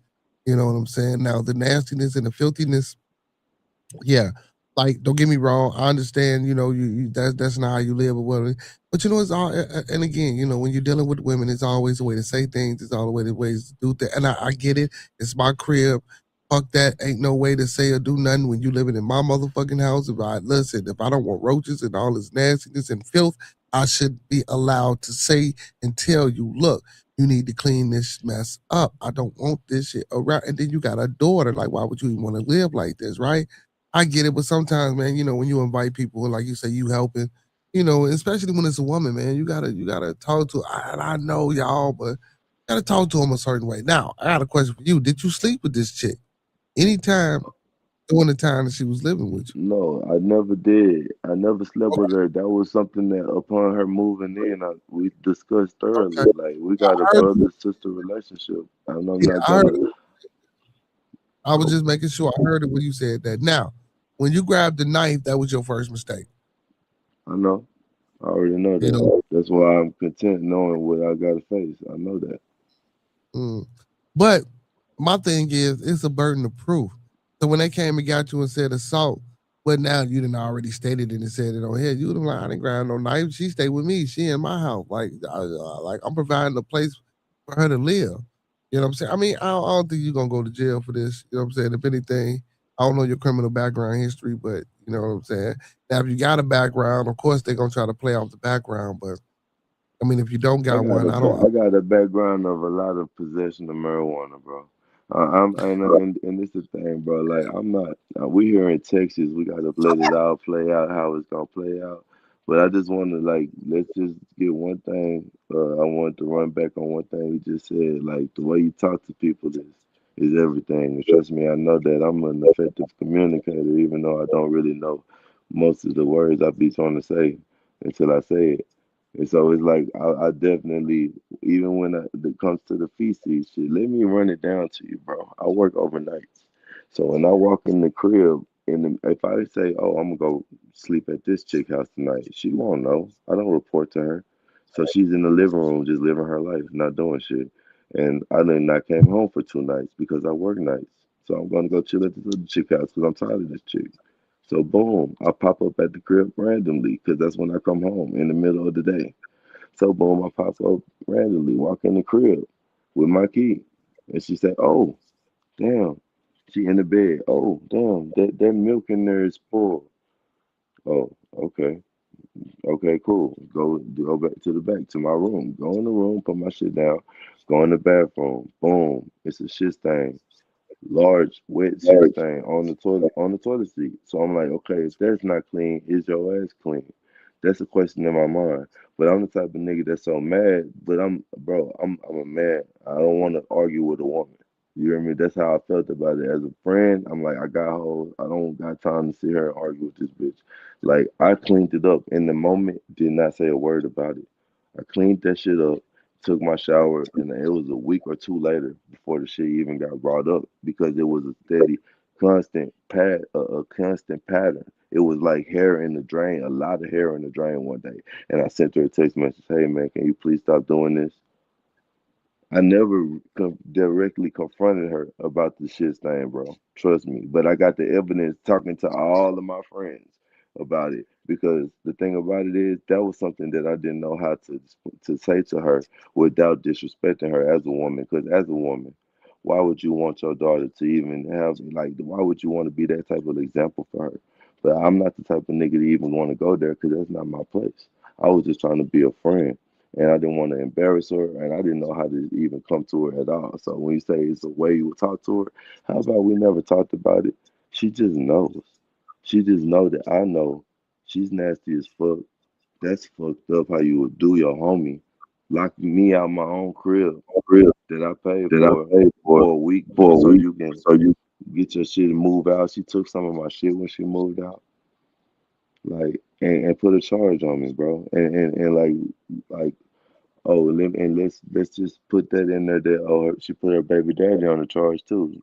Just like she'll do that to tie herself to you. So I'm looking back on it like, oh, I'm the second nigga because I remember back in the day she was telling me like, oh, when she was getting pregnant by this nigga, like, oh, this nigga he be fighting me, blah blah blah with the woo. And then she got a restraining order, and next thing you know, she pregnant by the nigga. So you got pregnant after you got a restraining order.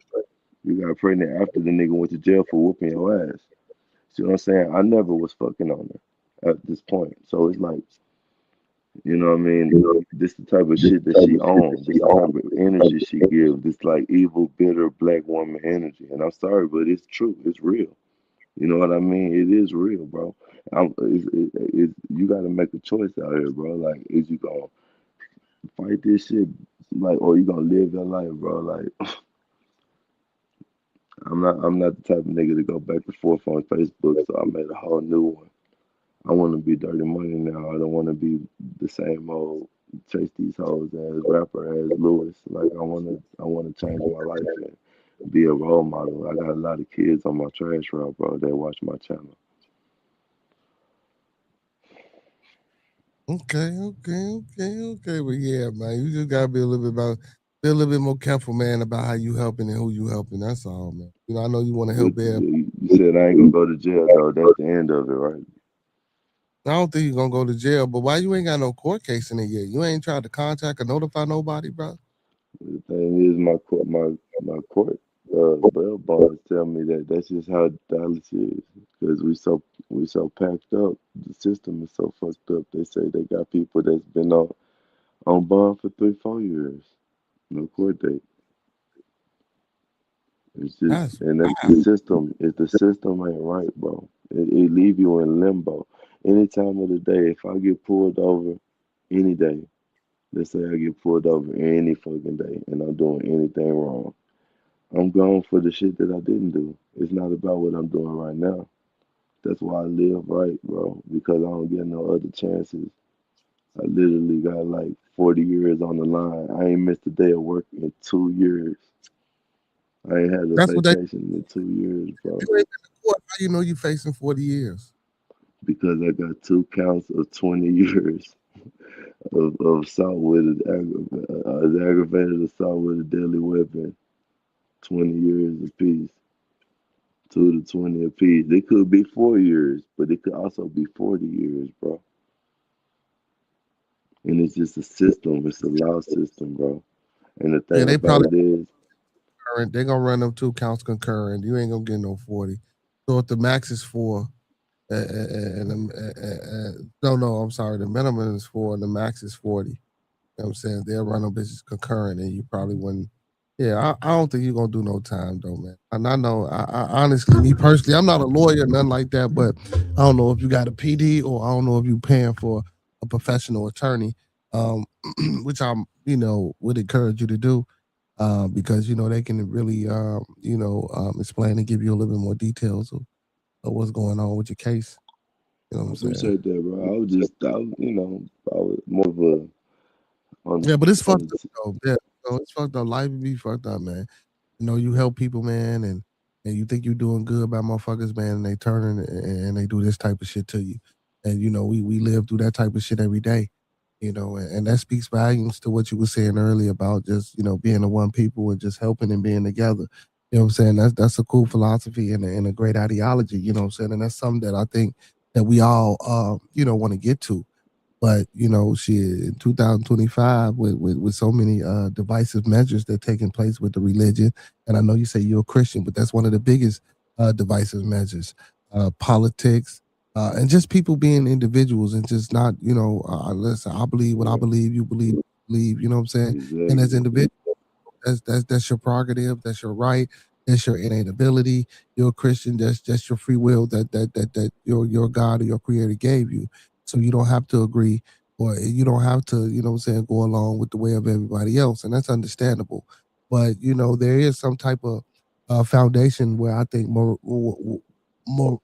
wise that we all should be in the same place morally, but it just ain't like that. You know what I'm saying? Because, yeah, she bogus and it's nasty, bro. Like the washroom situation for a grown lady, that's nasty. Or even if it was your child and you didn't go in there and clean it up, that's still fucking nasty, bro. You know what I'm saying? But and like you say, out of the kindness of my heart, man, I let you in here, man, and this is what you do. You feel me? But yeah, bro, you just gotta know.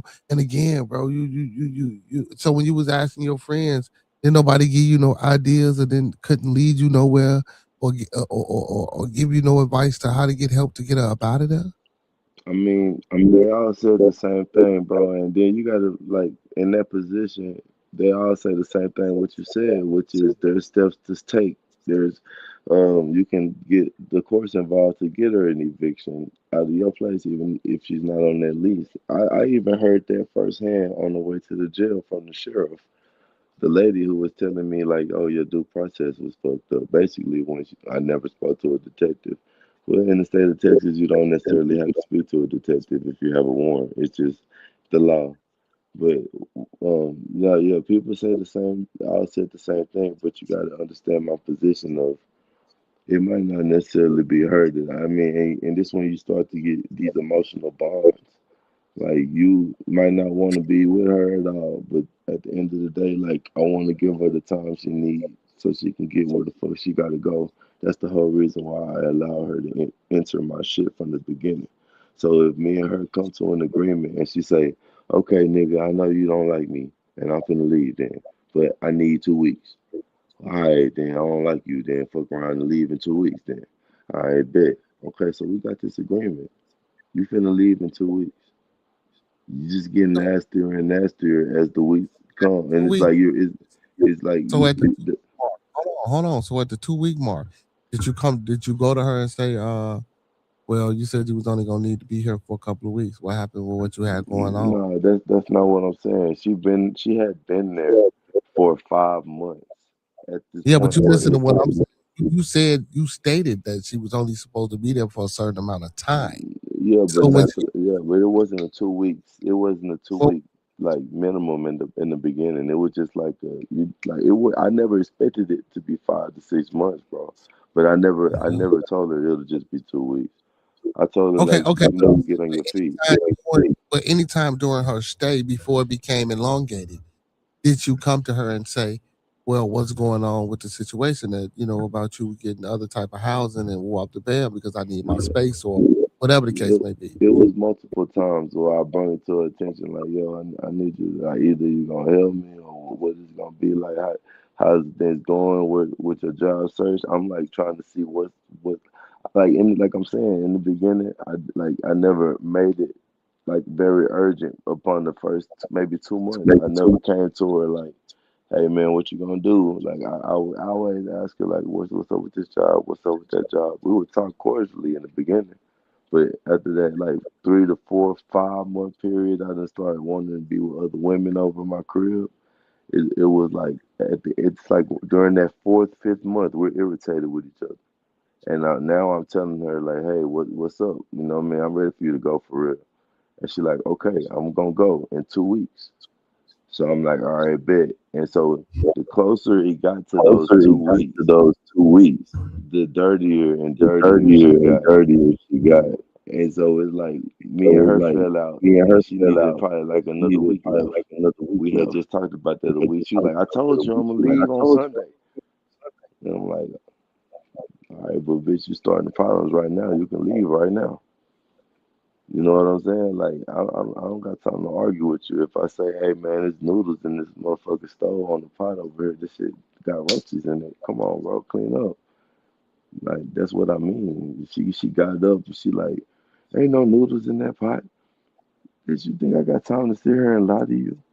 I just got up and took the noodles out the pot and put them in the trash. I got up and did that shit. You think I'm gonna sit here and just, hey, and then lie to you? Like, just be responsible and fucking clean up behind yourself. So did you ever think about just packing that shit up and putting it outside of your house?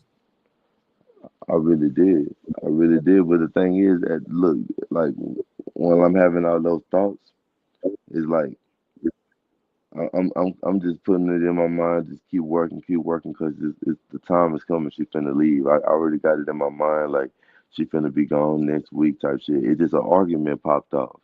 See what I'm saying? And she came to me like, that's why I feel like it was coerced, bro. Like, she came to me like, you need to calm down. I would hate to see you go to jail. That's where the whole argument came from. Bitch, how am I gonna go to jail for telling you to clean up behind yourself? That's the whole argument right there. You know what I mean? She thought you was what's going on, Miss Bambi? Maybe she thought you was a little aggressive, brother. Okay, well, I can't be like I can't raise my voice in my shit. Yeah, well, I see, and I stated that. I did all when you mentioned me saying about how to talk to people. I stated all that because it's your crib and you should be able to. Yeah, I stated that, but again, no, you still have to. There's boundaries. Yeah, I mean, because at this time now, she's a resident, and by her being a resident, this not only turns into assault, but it can be domestic as well because she's a resident of your home now. You know what I'm saying? That's why I asked you if she got mail and all that other stuff because it was proper.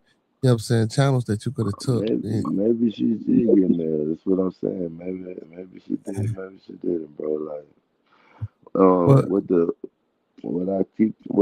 was you gonna say, sir? You got more, but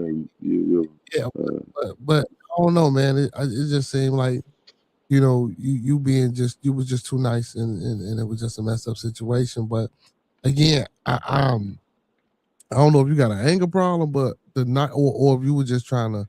But the knife thing, bro, I don't like the knife thing. Was just, I ain't gonna lie. To me, it seemed like the knife thing was too much. So, you know what I'm saying? You scared her, bro. The knife thing was just too much. I'm gonna admit that I'm gonna be the first to tell you I believe the knife thing was too much. Okay, well, I understand that, but see, the thing is, the play on the mattresses, you keep popping air mattresses because you're heavy as fuck. You done pop about 3 of them in this living room. And so, therefore, there's something for me to hurt your feelings.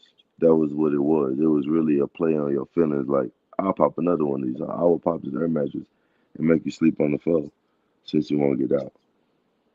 You know what I'm saying? And I expressed this directly to the sheriffs. That's why I don't give a fuck about saying whatever on YouTube. It's not like it's not already on their camera. They got it on their sheriff badge. The officer asked me like, so you're not sugarcoating shit? No, I'm not sugarcoating nothing. So you had the knife. She asked me, so you had the knife in your hand. Yeah, and but you see, but were again, attempting to pop the air mattress in your house, and she was again, trying to impede your path. She came and got in front of you and blocked you. You knew you weren't walking to her or towards her. I was like, yes, ma'am. That's what that was. She was like, still, the fact that you had a weapon is not looking good. You're going to go to jail. You already going to jail, but it's like, the thing about the whole thing is none of this shit is on camera. All we got on camera is what she said and what you said. You know what I'm saying? Like, the thing about being on bond, that's if you on bond, you gotta do what's right, bro. That's gonna be evidence in itself. I've been on bond for about a year, ain't missed nothing. I mean, working every day, paid all them fines, and that's gonna look good to the judge in itself. And if I'm honest and forthcoming, and I believe in God or whatever, like you said, my creator is or whoever the creator is, if you got goodness in your heart, that'll prevail in the end of the day. And like I said, I know that she know that I wasn't gonna harm her or her daughter. She took that as an opportunity to like bogart me so I won't pop her air mattress. The air mattress wasn't near her. I wasn't walking towards her. And she knows that. So the thing is, like, if I do time, at the end of the day, I got to live every day right now, and truth, and really believe what I'm walking. You know what I mean? Like, I believe in God right now while I'm out, and say that shit every day right now, and make sure that He with me at all times, because everything and anything is against me. You know what I mean? And that's why maybe, to have a voice at all, it comes with these type of circumstances. Like y'all might ride with me every day on the trash truck, and then boom, like that. You know what I'm saying?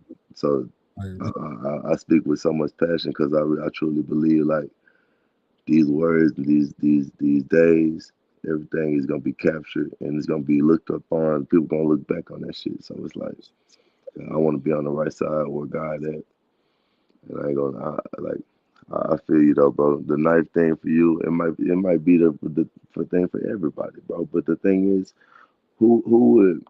The thing is, like you said, you could just deny it and say, well, I didn't do nothing. It's her versus me. I didn't do that. But the thing is, that's dishonest, that's disingenuous, and the thing about it is, they're gonna see through the lie, and you're gonna really do some time. And the thing about it is, you come to them and tell them the truth, and says, hey man, I was never walking towards her, and I wasn't gonna do that at all. And she know that. She wouldn't even been in my crib if I was gonna be harming her or her daughter. Her daughter loved me. That's the thing you said. Why would you just take the proper steps? I went on this rant because I won't take the proper steps because you start to gain emotions and affection for the little ones who are innocent, who don't have nothing to do with her dirty ass mama and what the fuck her dirty ass mama got going on. I'm trying to make sure that and at a point you feel like, man, I'm not her father. I don't want to be her father. That's the whole thing. I don't want to be her father. But man, I feel bad to evict a girl. I don't want to evict this dude, this woman, and she ain't got shit going for herself. That's her fault. I'm putting her and that motherfucking baby out. I'm not finna go through that. I'm not in a situation where I'm risking everything that I got going on for no nothing ass motherfucker, to the point where all my shit stops now because of a lie or because of some shit you just said, and we not even together. This ain't even a situation of us. This is a situation to an individual. See, and that's what I'm saying, bro. Like, you should have I don't think you set boundaries. Like the boundary, now sleeping boundaries, yeah, but I don't think you set boundaries as far as the length of time and how this thing was gonna be. And you should have started off with, look, well, you get fools, you get link or whatever, food stamps, EBT. Listen, you can't pay rent right now. I'm gonna need at least $75, you know what I'm saying, from you for the EBT. Like, you didn't set no boundaries. You just let this shit happen, and it happened, and that's why I went this way. You know what I'm saying? I'm not saying that. Well, yeah, it is your fault because you didn't set the boundaries. But again, I'm not saying it like that because you didn't expect that to happen, bro. You really no. I'm saying because you didn't expect this to happen. You thought you was helping out someone who genuinely helped you out at a time when you needed to be helped. So you said, okay, well, let me return the favor. Plus, she's with child. You know what I'm saying? So, of course, I commend you and you did a great thing. But again, bullshit and demons and all type of things. Like you say, you're a Christian, right? So it's just more than a reality in a physical battle. There's a physical battle too. You know what I'm saying? As well as a physical realm. And a lot of these things come and be put forth before us as tests. You know what I'm saying? I necessarily don't believe in religion per se as to be a Christian or to be a Muslim or to be whatever. But I don't knock it and I don't disagree with it. But again, there's a battle to be had, and a lot of these things that come our way, our vices and our things and obstacles that, that's why I say, the knife pulling was a bad choice for you. You know what I'm saying? Like there was things that you could have, even though you didn't know about those things. I'm glad that maybe now that you know, or when you said your friends told you, why didn't you start the process of evicting them? When your friends told you about the things that you could do, why didn't you look into those things? Bro. That's what it was. The kid, I'm trying to give her the chance to say, do what she said she gonna do, and I don't want to like go through a process of putting her on some paperwork when me and her, we didn't argue, but we came to an agreement. So that's what that was. It was like, yeah, my friend said one thing, so I come to her as a man. Before I do that, I come to her and say like, hey, I'm upset with you. I don't like what's going on, and you overstayed your welcome. And she told me like, well, I don't feel comfortable here either. We understand you don't want us here. You don't say nothing to us. I'm like, okay, but the thing is, it's not about you feeling comfortable. It's about me feeling comfortable. Like he ain't even the child's father, Miss Bambi. No, he not even the child's father, Miss Bambi. He helping out a friend. So this story from high school. Yeah, from high school. This ain't even his child at all. That's why I'm saying. And I'm sorry, y'all can take it how y'all want to take it. Fuck her and that little baby. If I would have put both their ass out. GBA, let me ask you, what would you would have done? Better man than me, he wasn't clapping cheeks, taking care of the kid too, like, Well, I ain't this motherfucker say you like clap. Hey, like COVID, I had got stuck with a chick sort of like that. Know what I'm saying? She got me kicked out of my own house that I own. Been over the police, barricaded herself in the room. We started cutting herself up. Bust out the window and got to the police first. What the fuck? Well, I would. You shitting me. It must be raining turtles. I don't know what's going on with y'all, man, because I ain't had that type of thing. What's going on, Miss Bambi? How you feeling, Queen? I mean, Goddess. I'm sorry. I'm awake now. Good morning. I'm sorry. I've been listening, and I don't know you very well, sir. And I admire you for trying to help your friend out, but you got to be realistic, bro. You can't be helping some bitch and putting your neck out when what are you getting out of it? I mean, I get being a nice guy and trying to help, but sometimes you got to cut your losses. You know what I'm saying? You got to cut your losses, bro. I mean, that little girl isn't your problem, and I get you want to help kids. I'm the same way, but you don't need to be doing it at the extent of your own freedom and possibly your own safety. That's true. Miss Bambi, not Miss Bambi. I appreciate that. I mean, to be honest, Miss Bambi, it felt like a detour from back when I didn't have nowhere to stay. You know what I'm saying? And so I felt like, that was a friend to me back then. She understood, like, oh, I got a girlfriend that I bump heads with, and I ain't got nowhere to stay. My family left. My mom just passed. So in high school, she had just graduated, mind you. So she's not even my age, but she stayed with her parents. And I'm like, a junior and a senior in high school. So just having somewhere to crash and like jump in her bedroom and be able to sleep on the floor sometimes, that meant a lot to me coming up because I was really homeless. You know what I mean? And so to graduate, being homeless and all that shit, all of my accomplishments to That's be where amazing. I'm at now, to like finally have my own, apartment. I got my own apartment now. And then my homegirl hit me up, hey, with the woo, my baby daddy and shit, with the woo. And now I'm in the situation. I never would stick my neck out knowing like, hey, if you help her out, you might fuck around and be in the penitentiary for a long time. I wouldn't never. It's not worth it. I mean, is it really worth it? I mean, they're not getting no ass. It's not like that's your kid. I mean, what do you is it worth risking your own safety and your own sanity over helping somebody out? I mean, is there, because sometimes, I mean, believe me, I get fucked over helping people out all the time, but you got to get to a point where you got to think about yourself. And I know that sounds selfish, but you got to think about yourself, bro. And it sounds like you're wanting to give at the extent of your own sanity and your own freedom. When you're pulling knives on bitches, that bitch got to go. She's got to go because eventually you might stab her, or eventually, you know, it's going to escalate to the point where there is no return. And then what? I mean, you know what I'm saying? It's not worth it. I feel you. Being the I nice guy totally agree. isn't worth your own safety. If you get what I'm saying.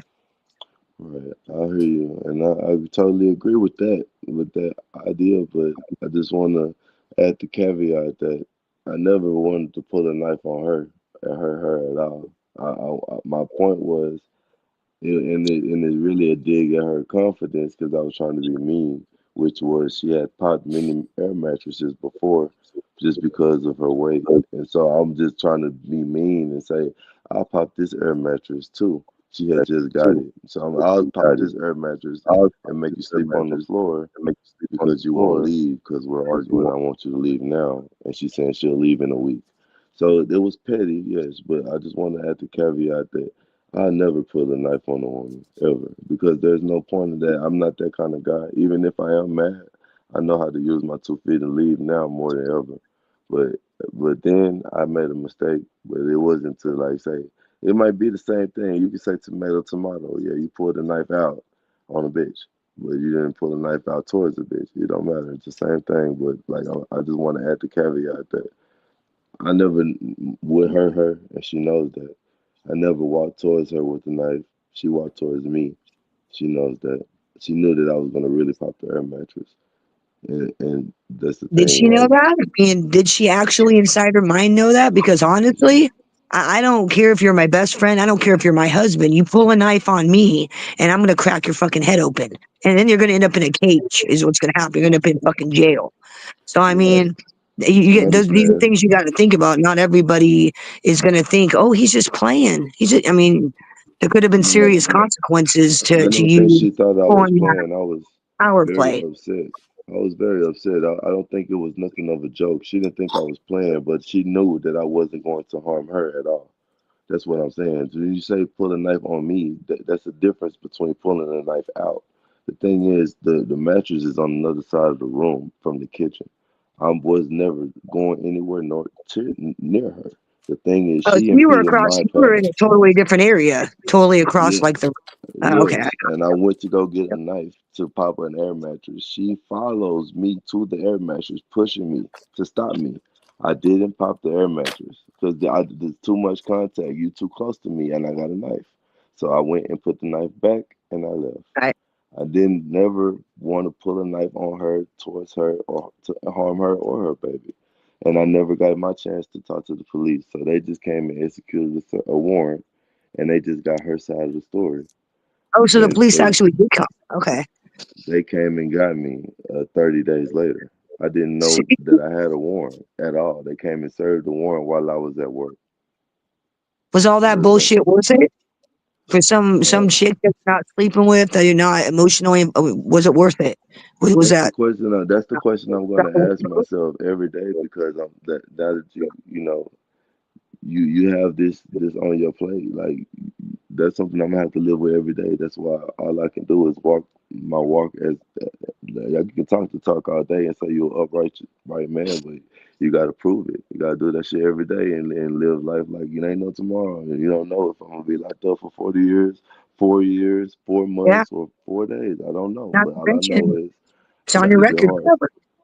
It's You go okay, to but that's your job fine. and you look like a violent piece of shit. Like, oh, I don't want to hire this guy. This guy is violent. I don't want to hire this motherfucker. That's You know? fine. That's cool. I don't plan on. I'm right here in my niche, ma'am. I'm not looking for a job. I'm a 10-year trash man. I use my violence and aggression to make me money every day at my outlet of picking up trash cans and slamming them. And so I don't. I never. I get paid to work out. I don't. I'm a violent I, guy. Yes, But I'm a very righteous guy, and I don't have any malicious energy in my heart. So yeah, I might have something on my record, but there's plenty of people with stuff on their record that have good hearts and good minds. And the thing about it is, I'm just focused on the part about being a good man and being somebody that people can look up to say, hey, I want to work hard and be like him one day. Because there's a lot of little kids that watch my channel. Like I said, I got 125,000 views today. People like watching me work on the trash truck. It's a lot of people that tune in, and I got to be a role model. So it don't matter what I did in the past or what's on my record or what people perceive me of. It's about how you walk every day up until that point. I haven't had a court date in a year. And I don't mind not having a court date for 2 more years because I know I'm living right. Keep it that way. Believe me. Trust me, you don't. And I can't talk. I mean, I'm a felon. So that's the only reason why I'm saying, trust me, you don't want that shit on your record because it will follow you forever. And and if you picked your life up that you were homeless at one point and you actually changed that, I admire you. That's amazing because I'll be honest with you, most of the homeless people I meet, they want to be bums. They want to be homeless. They like not having to work. They like on whatever the fuck it is they do and getting free money. So for you to actually say, I got the street, that's amazing. Because I'm telling you, like a majority of the people I meet that are homeless, they want to be homeless. And I actually want to help people like that actually, don't want to be homeless, that actually don't want to, live off of other people. I mean, well, they're listening. A lot of people are listening right now, and even if they don't see it right now, they'll see it. Because the thing is, like, I'm trying to stand for something every day. You know what I mean? Like, yeah, I came from nothing, but that don't mean like it's not impossible. Yeah, I came from nothing, and shit, it's nothing that your mind can't overcome. You know what I mean? It's about being uncomfortable. Like when you make changes, it's not gonna feel good. You know what I mean? So, like making those little small changes. I was strung out before all that shit, but it's like, like I got a fire under my ass too. Like I literally can't sit down. I feel like if I miss, you see what I'm facing. Y'all see if any day now I have a court date or some shit and I gotta go talk to these people and you see what I did wrong. I put it all out there because I ain't got nothing to hide. Right or wrong, I'm gonna face it. Like that's what men do. You know what I mean? You own up. Whatever is the consequence, that's what it is.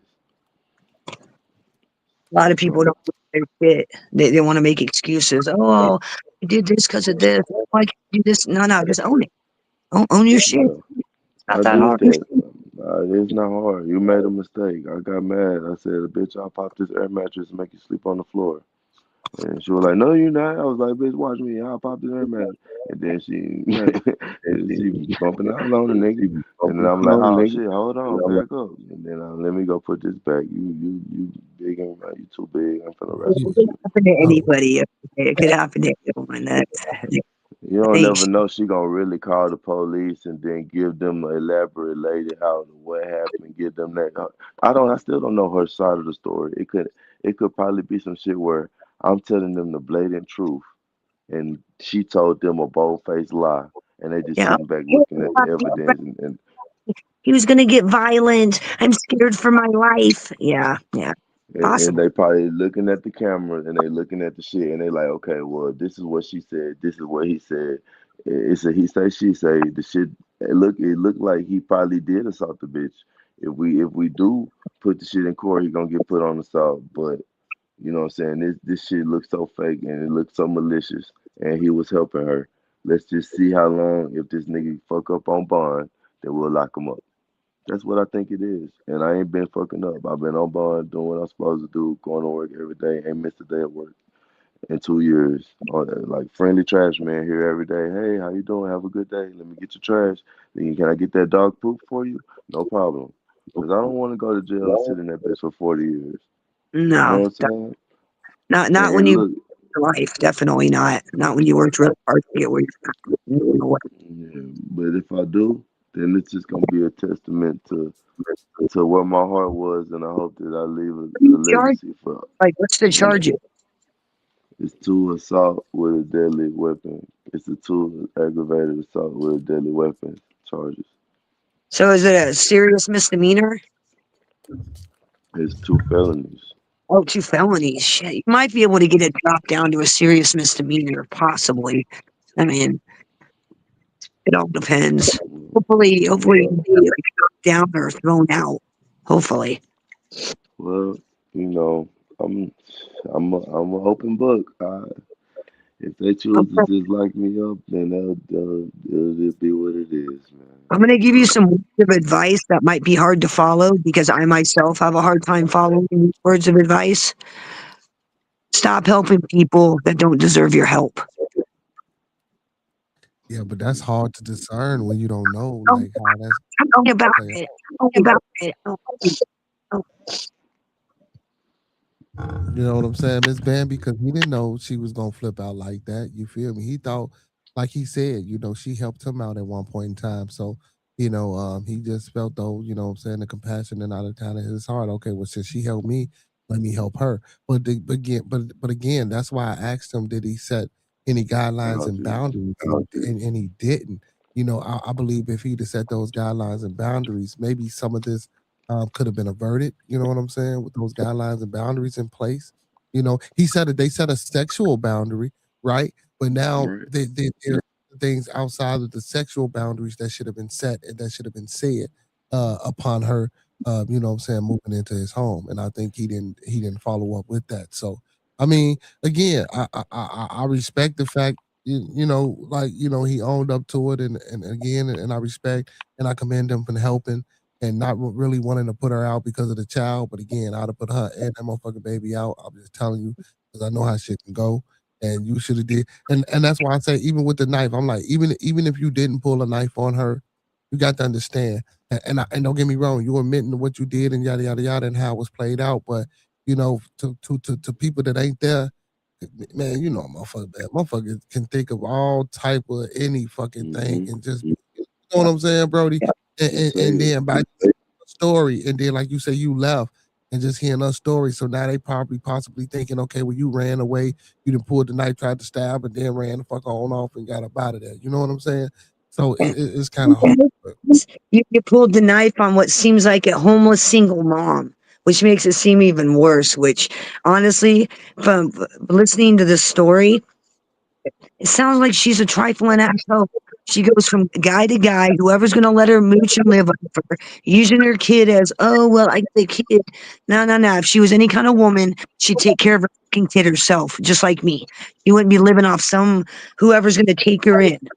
I'm sorry, but the mom, it's your job to take care of your kid. It's not, the dad, sure, it's his job too, but primary responsibility falls upon the mother. It is my job to make sure my kids have a place to live. It ain't rooted. It ain't yours. It ain't old boy in the corner. It's my job. They're my kids. It's my responsibility. Well, one pushback on that, I would disagree with that. It is the father's job too. Primarily, I understand what you're saying because you're the mom. 100. In my situation, my husband died in 2021, so I mean, it's there is no male, unfortunately. Yeah, it is the guy. Yeah. But fathers, I think it's important for both parents to be in the picture, and not diverting from the original conversation. But I do think it's important for both parties to be heavily prevalent in a child's life and how I think child. You know what I'm saying? So, but like I say, man, big ups to him for doing that. But again, like I said, that knife, that was just a big mistake. Even like you say, even if it was in a joking or protagonistic manner, I just still think that the knife, it just, even when I heard you say it, I'm like, whoa, what the fuck? You know what I'm saying? It was like, nah, I wouldn't have done that. You know what I'm saying? Like, but hey, next time, grab the big old ink pen and be like, I'm gonna shove this right through the fucking mattress. Yeah, an ink pen, but you know how it goes, man. I made that mistake, but one thing I'm gonna address what you just said, bro. Like, that's exactly what the sheriff said. So let me give you a rundown of me going to the jail. Literally, they came I'm working in the suburb of Dallas, which is about 35, 40 minutes out from the jail, which is in the downtown. So they come from downtown and they pick me up. It's like 4 or 5 cars outside. And it's like it's very embarrassing, bro. I'm like working in a freezer. I'm in a freezer working, picking food, and next thing you know, they're like, come to the office. I come to the office, there's 10 police officers in there. And so I'm in a big suburban, I'm on the highway, and we're having this discussion. The same discussion that I'm having with y'all right now. And I'm being open and honest with y'all. I'm being open and honest with her.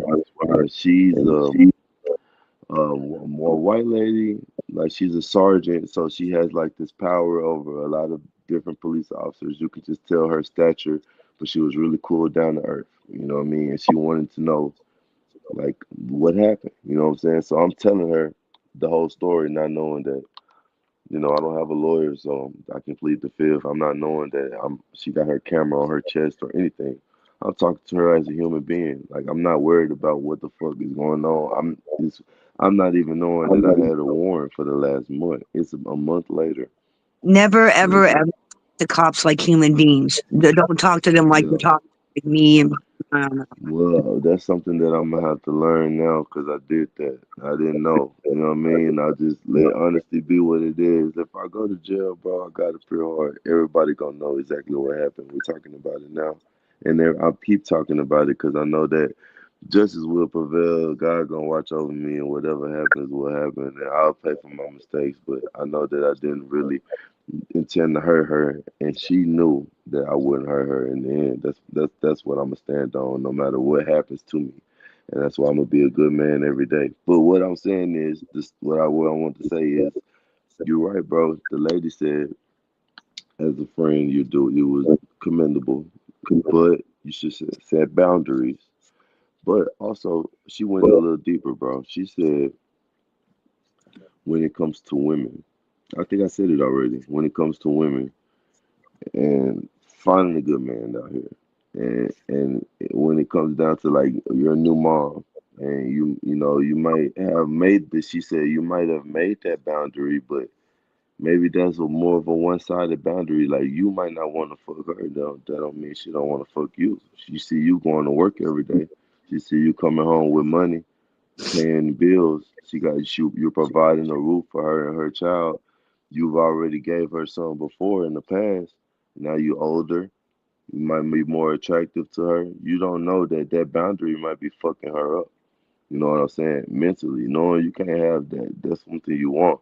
And I get to a point where it's like I'm trying to like let her know subtly, like I'm bringing my girls over now. Like this is my house. I want to be able to chill, have company at my house with my women, not you. Like I'm trying to be. I want to be happy. You know what I mean, and not be your provider, but be happy for myself. And so when she said like that in itself. Because I did talk to a lawyer, bro, and the lawyer said we first need to figure out old girl's mental mind frame and like her stability and why, like you said, Ms. Bambi, like why she don't have no family members, immediate family members that could take her in. Why does she got to come to you as a friend to have, and she just has a newborn baby? Like why? What is it with her character that her mama, her daddy, her grandma, her kinfolk will just see? Oh, you're a single mom. We're gonna let you just go live on the streets with some random dude. Like so, there we're might gonna be get to the bottom of that. I talked to my lawyer. You know, that's something you got to consider. Is maybe there's a reason why nobody wants to help her. Maybe there's a reason why she's ass out. You know. That's true. That's true. Trap Cat Boy Official. What up, my boy? What up? What up? Yeah, but that's true, man. Well, I said it kind of. He's one of these trifling ass women that don't want to. They want to support themselves. They just want to live off of whoever will let them live off them. Whether it's another female friend, whether it's a male friend, whoever's gonna let them come crash there for free. It sounds like that type of person. I could be wrong, but just based on the story and the character of what you're saying, sounds like she's a user, useless. Yeah, worth your time. He said she locked out. She locked him out the house for a week and then moved her and moved out the house and took his shit too. Oh, I'm fuck not that. laughing. Broke into that house. When she moved out, it was Mother's Day. I was sleeping in my car for a week. I was chilling there. I would go to work at nights, get off. I would try to go to a girl house or something. If I could not go to the Planet Fitness, take my showers there, sleep in my car, go to work overnights, and then I'll come to my house and try to check my house. Knock on the door, she had a top lock, and I'll knock on the door like, bro, let me in my crib. This is my shit, bro, my shit in there. And she would just not open the door. It would have broke in. Yeah, but I didn't do it. I feel like that would have been something even worse. I ended up just leaving, and one day I came back. I just wanted to check. It was Mother's Day. I just wanted to come You check. break in your own house, though. It's your crib, your name on the lease, so it couldn't have been nothing. Your name on the lease. I didn't know, bro. I didn't know what the fuck. And look, if I had a case, no, I can't, bro. Look, think about it like this: if I knew that I had a warrant, Your I house, wouldn't have but never it's went your, over there. I had a warrant yeah, for 30 days after but it's the your house. You can get into your house. That's what I'm trying to tell you. It's your house. The only Well, person what that if I could got a restraining order with the warrant though? What if I got a warrant and a restraining order? I got two assaults. see, but you didn't, and you, but if you didn't get identified, well, shit, well, because you I say you don't didn't get even know. so you have a restraining order too. No, I don't have a restraining. I don't know if I like. No, I'm saying what if though? Like, you know what I mean? That's what I'm thinking. We're not dealing with what else. We're not dealing with what else. We're dealing with the facts. We're not dealing with what else. Kicking in my door, I was thinking all of what else before kicking in my door. That's why I did it. Yeah, but what I'm if glad I it's did your it. door? You pay the lease there. You pay the rent there. She's not. But she can't call the police on you for you kicking your door in. You feel me? You kick your shit in. You let the landlord know that you had to kick your door in because you got a resident in your crib that you're trying to get rid of. That's why I say you should have started that process. That's why I say, Brody, you know what I'm saying? But again, you say you didn't know a lot of these things and you know now. So hopefully, you know what I'm saying, once we get past the legality part of it, you know what I'm saying, you won't make these mistakes no more. Trap Country Boy, man, I just gave you a wrench, bro. If you got a link, drop the link to your music in there, bro. You know what I'm saying?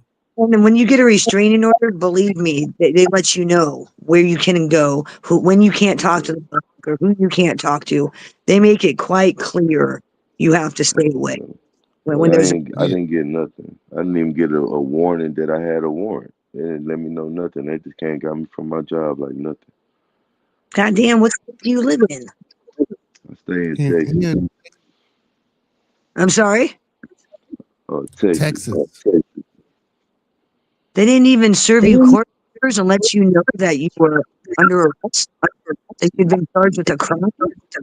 Yeah, no, not at all. That's what, and so the sheriff, she asked me multiple times that question. She asked me like two different. She stopped. She was like, "Wait, so you haven't talked to a detective? You didn't know you had a warrant?" No, ma'am, I didn't. Like, well, you didn't talk to a detective at all. Nobody contacted you.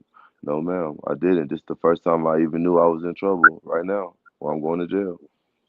And she was like, "Okay, well, we're gonna make sure you talk to somebody. That shouldn't have happened that way." No. So boom. That's what she told me that out of her mouth. So that's on the camera too. But I'm saying I know that in the way she's telling me, oh, your due process was fucked up.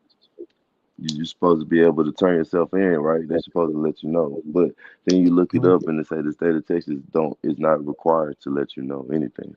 My lawyer said, "Oh, they don't have to tell you shit. If they don't want to tell you nothing, they're just gonna get you." No, they got if you got a warrant, no. Now the restraining order, yes, they supposed to tell you, but the warrant, but then again, though, bro, this is why I'm saying you, like after you pulled this knife, you was that carefree and you didn't think after an argument that she could potentially try to pull some of this shit. You feel what I'm saying? Like you weren't I was uneasy gonna about. come home and talk to her the next night, bro. I was coming home to talk to her as a man the next day. Well, what I'm gonna do? I live with her. I'm thinking we better than that. We're friends. We just argued. I didn't pop the air mattress. Okay, look, we argued. Look, we got into it. But guess what? I ain't gonna pop the air mattress and make you sleep on it. In my mind, I'm thinking, man, me and her arguing, man. I done got into it, yelled at her. I'm at work thinking about it, but I'm not thinking nothing like, oh man, she called the police and she gonna, you know what I'm saying? She gonna make my life a living hell. I'm not. That's what I'm saying. I'm not even knowing that. That's what surprises me is that you're going through all this bullshit over a bitch who's not even your girlfriend, who you're not even involved with like that. It blows. Like if I didn't know any better, it sounds like you guys are boyfriend and girlfriend having a fight, but you guys are just friends, which makes it even more crazier. That you're going through all this bullshit over a woman you're not even getting no ass. I don't even want no ass from. Good morning, Grand Rising, God. Grand Rising, Miss Kamara Barbosa. Oh, what's up, Kamara? I didn't see you in there, Kamari. Going through all this bullshit over a bitch he's not even involved with. Yeah, that's facts. That's facts. Crazy. They said, but you know, the lessons are your blessings, Miss Bambi. I don't want to cut you off, bro. Your lessons are your blessings. And so whatever I go through, let it be a testimony that, you know, naivety can get you in situations that you can't get out of. But if you got a good heart, then everybody will know your circumstance. And even if you got to go through your punishments or whatever you go through in life, you know what I mean? You make the best of each day. You turn lemons into lemonade. You don't never sit back and say, "Woe is me," and damn, why me, God? Because that's God. This is God's fight for me. I made the choice to make that decision, and I made them mistakes. And now God watching everything I do. God can watch me crash out right now, be a YN, go to the streets and say, "Fuck it, it's over with anyway. I'm on bond. I'm gonna be on the run." Or God can watch me say, "Man, I'm gonna go get on this trash truck. I'm gonna pick up every fucking bag I see. I'm gonna clean up these streets. I'm gonna wave to every kid. I'm gonna say, hey, what's up, y'all? Y'all have a good day at school." When they get out the school bus, I'm gonna say, hey, y'all have a good day up there with y'all. Y'all have a good day at school. Like I wanna live every day like you could. Every day could be a last day. That's the caveat of it. But I got a fire lit under my ass that only God could light. And that's why I'm so happy to be in my situation. Like, I'm blessed for this lesson. Even though I got to go face a judge one day, I know he going to be able to look in my eyes. He going to be like, "Son, so you been working, how long you been working on the trash truck?" I'm going to say, "Well, sir, I haven't missed a day since I got out bond. When y'all let me out of jail, I went back to the trash truck, sir, and I never missed a day since then. So you been at work every day?" "Yes, sir. And I paid all my bills, and I got off probation, all that, and I ain't got in no more trouble. I ain't mess with no more girls." And then what it be? If he racist and he say, "Well, I'm gonna take this opportunity, 40 years." I'm gonna say, "Well, thank you, sir. I'm gonna take my punishment because I should have never picked that knife up, and I understand, and I'll go do my time because I lived every day like God wanted me to, and I know that everybody was watching and said, man, he got a good heart and he don't deserve them 40 years, and something good gonna come out of it. One of these songs gonna make my mama rich. Somebody gonna. I'm gonna speak it into existence. I don't even care about the consequence. It's the lesson that's the blessing. So if I go to the judge and I give him that same story, he say, "Man, say, son, you need to stop messing with these girls that don't." Well, they gonna say the same thing you said, Miss Bambi. He gonna say, "Son, stop messing with these women who don't deserve you, don't deserve your help. Don't do it no more. Get your ass out of my courtroom. Don't you ever let me see you in this courtroom again." I'm gonna say, "Yes, sir. Thank you so much, sir, for giving me my freedom, and I promise you, I'm gonna show you that I'll never do it again. Either way it go, I'm gonna have to own them." For all that, but I don't know if I said. What's up, Joy? Hold on, y'all. I'm so sorry. What's up, Joy? I didn't want to cut nobody out, but this like my number one day one fan for years, bro. Shout out to you, Joy. Chat. That's why I'm putting up there. You talk. I got this. You know what I'm saying? You go ahead. That's my friend, man. Her husband is fighting the blood cancer, and she's been with me since day one. She ride on the truck with me all the time. And, big up to Miss Boy, man. And her husband. She's like one of the pillars of my channel. So I don't get to see her that much. Haven't seen her in a few weeks, but I'm glad you're here this morning, Joy, because I'm over here venting, talking about my feelings. Got tears all in my eyes and shit. But I hope y'all having a good morning. I ain't gonna be on the truck this morning. I'm debating. They want me to come in and throw some leaves. Joy, you want me to go throw some leaves? They said come throw some leaves this morning. I'm thinking about it. 5:30, I might go up there and throw some leaves if you gonna watch, Joy. But yeah, we over here talking about my legal troubles and shit. Got me all emotional. Oh yeah, most definitely, Miss Bambi, man. I had to jump down. Appreciate you. Hey man, let's get into this. Let's pause for a little station identification, man, and get into this Trap Boy. He sent this up, man. Let's check Trap Boy out real quick. Yeah. Y'all. Let's check Boy. Let's check out Trap Boy.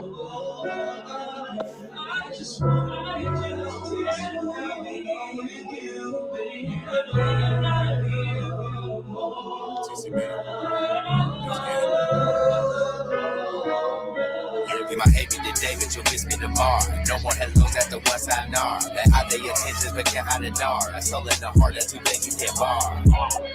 Money can't buy everything, especially loyalty and happiness. Can't trust nobody's word nowadays, cause everybody wanna bullshit. Ain't it a shame we just taking things serious while they been playing like it's a game? But what you expect, that's what makes hoes do it. She said it was fun, then it probably was true. If she done it, then that should do it to you. What the hell makes you so different? If you think you special, then you ass straight tripping. Trying to put you on game, so you ain't caught slipping. But it happens sometimes, so cross all your T's and dot all your I's. If your heart ain't protected, it'll damage your mind. I know from experience it happened to mine. I know from experience it happened to mine. If your heart ain't protected, it'll damage your mind.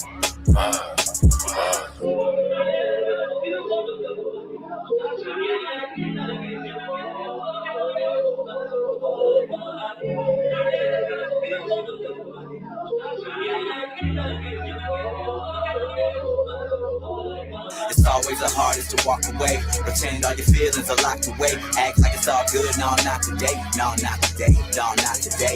Emotions imbalanced, the love wasn't valid. Couldn't take it all back, acting like a savage. Stayed on a trip, I was carrying baggage. Prayed for a pass through your heart's reaction. Pull it to the heart, yeah, load them up. Heart wasn't big enough for the both of us, but I poured enough love for a double cup. Now I'm double cupping for the ride. Better fuck the love, was not too much to ask. Wasn't too much to grasp. Did you suck in the past? See my love in the flash. Am I your regret? Did we move too fast? So many questions while you staying silent, but silence is a response. I cannot fathom where we fell off, or how fast that you're moving on. But you're moving on. This what it had to be. It's so sad to see, but never be sad for me. And yeah, it's killing me. Somehow I know you'll end up missing me.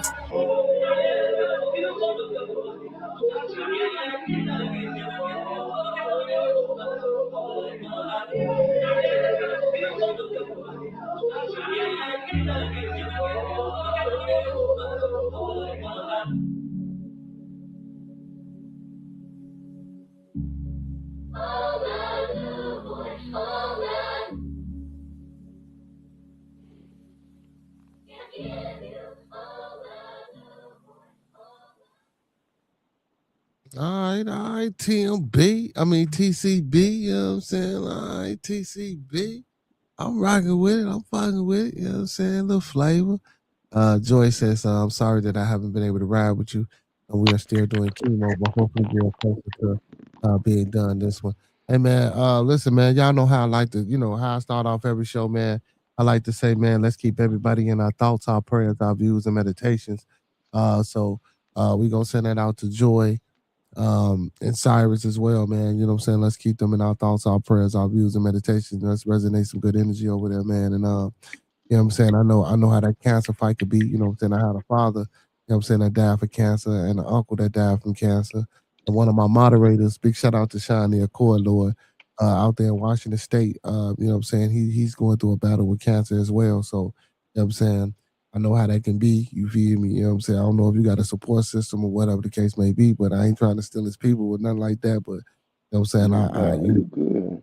Ain't no stealing, man. We all. No, I ain't saying that.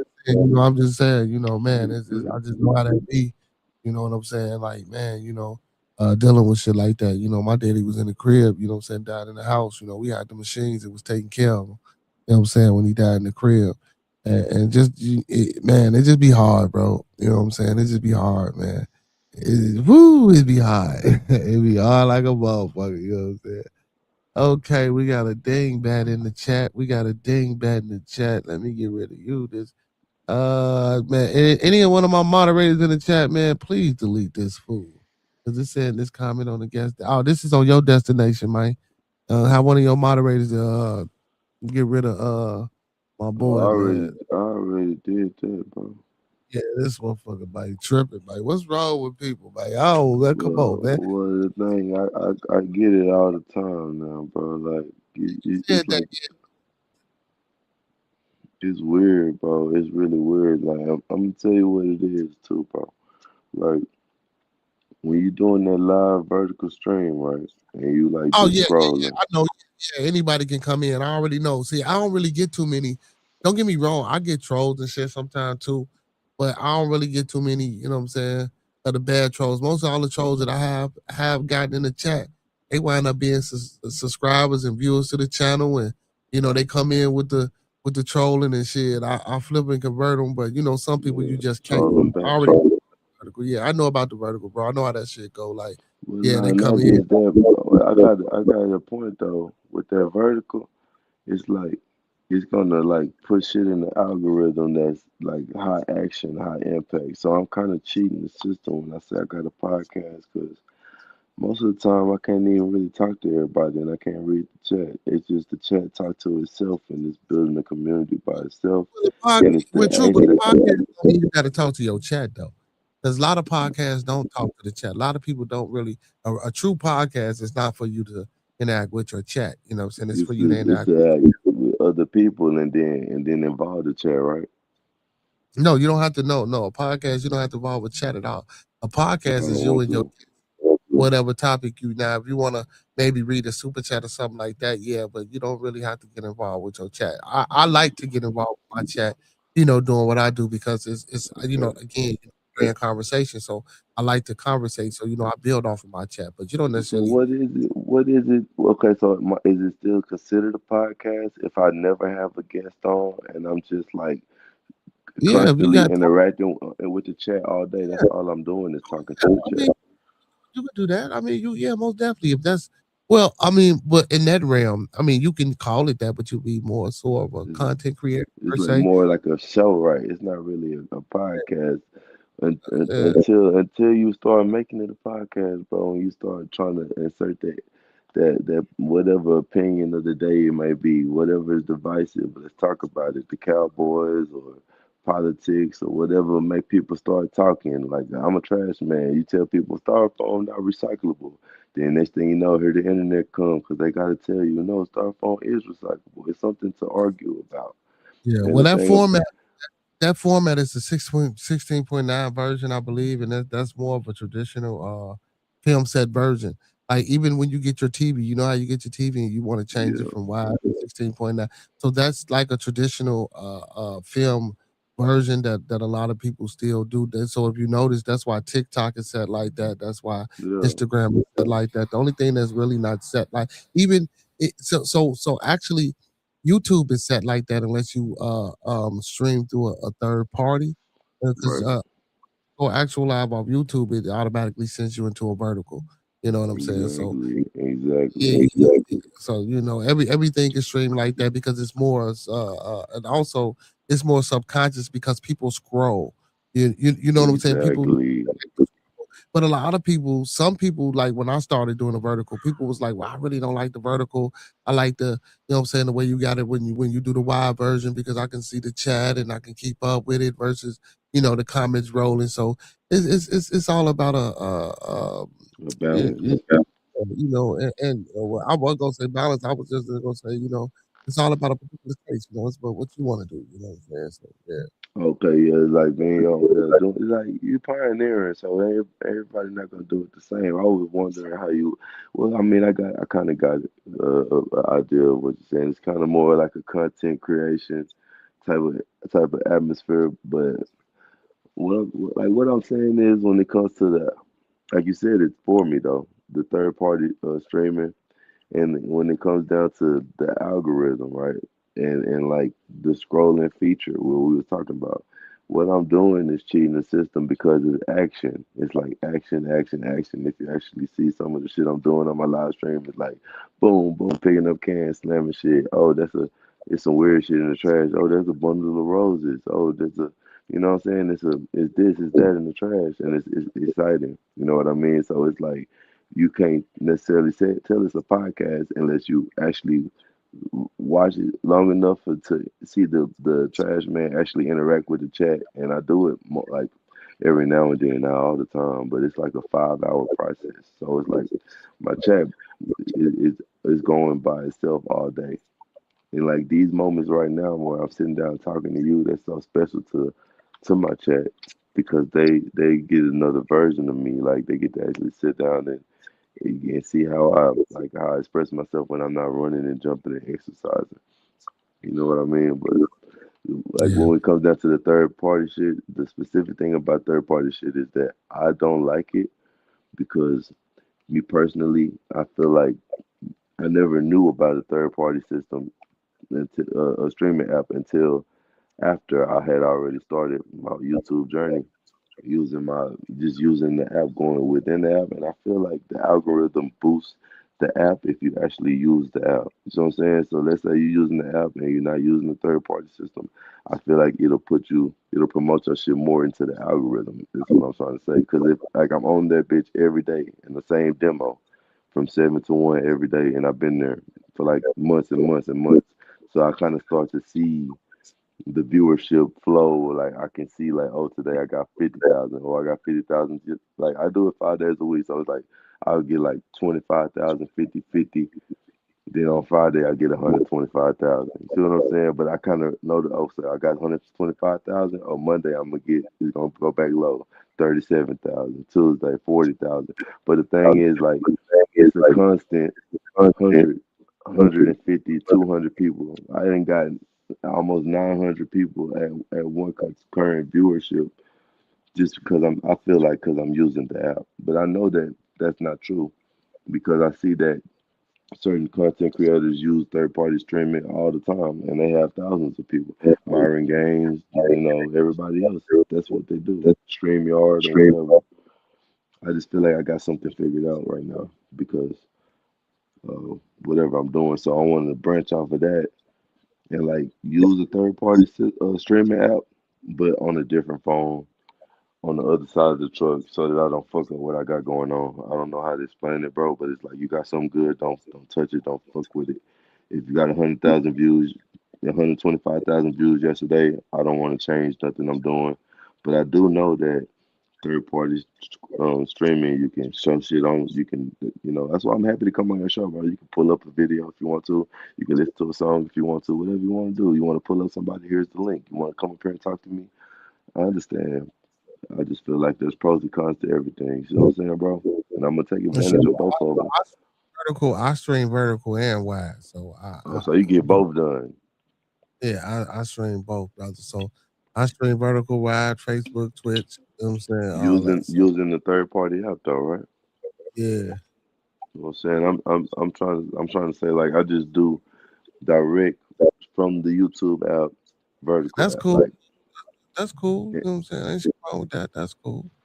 I'm just saying maybe that way a little bit different for you. Maybe you might want to try it or something. You know what I mean? Like maybe it'll put brother, like I was streaming.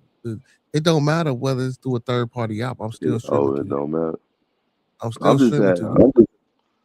No, I'm saying I'm still streaming through YouTube, brother. It don't matter. I'm still on YouTube. YouTube is the primary source, so I'm streaming both ways, vertical and through the wide way.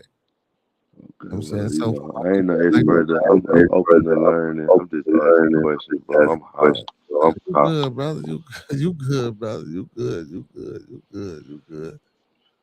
I enjoy talking to you, bro. I don't feel like I talk too much. Yeah, no, you talked a lot. But I used to stream. Shit, nigga, yeah, you long with it, motherfucker. But I used to stream just do the YouTube, but I like this way too because I can pull up the comments, and again, I can bring people on. Right. So again, like you know what I'm saying, doing what you do, you on the truck. Like if you on the truck now, you can't be doing that shit no way. You know what I'm saying? It's not for you because you ain't got time to do that if you working and on the truck. You know what I'm saying? Like how can you do that? See, I'm, you know what I'm saying, in the confines of where I'm at, and I can do that. I got the time to sit here and be streaming for 7 hours and 14 minutes like I've been streaming. See, when you out there on that truck, you can't do that shit. You throwing shit, you jumping. I'm gonna give you 5 hours. I'm gonna give you 5 hours at least every day, but I don't know if I'm gonna do a 7-piece. I'm gonna be tired, bro. Oh yeah, man. Sometimes I done been on here 12 hours, bro. I feel you, bro. That's that grind mode in you, bro. Look, we're gonna make a lot of money, bro, because I'm a hard worker. That's what I do, man. I'll pull up on you, bro. I'm not, and I won't be bullshitting, nigga. I'll pull up. We can talk about whatever the current thing is. I don't care what it is. We don't got to agree or nothing, bro. I just like, man. No, that shit. You a Charlie Kirk fan, and I'm not, so we already know that. We already know that. And I'm a Dallas Cowboys fan, and I'm a Mavericks fan. You know what I'm saying? I want all the smoke. Ass whooped, and y'all just got y'all ass whooped by Detroit.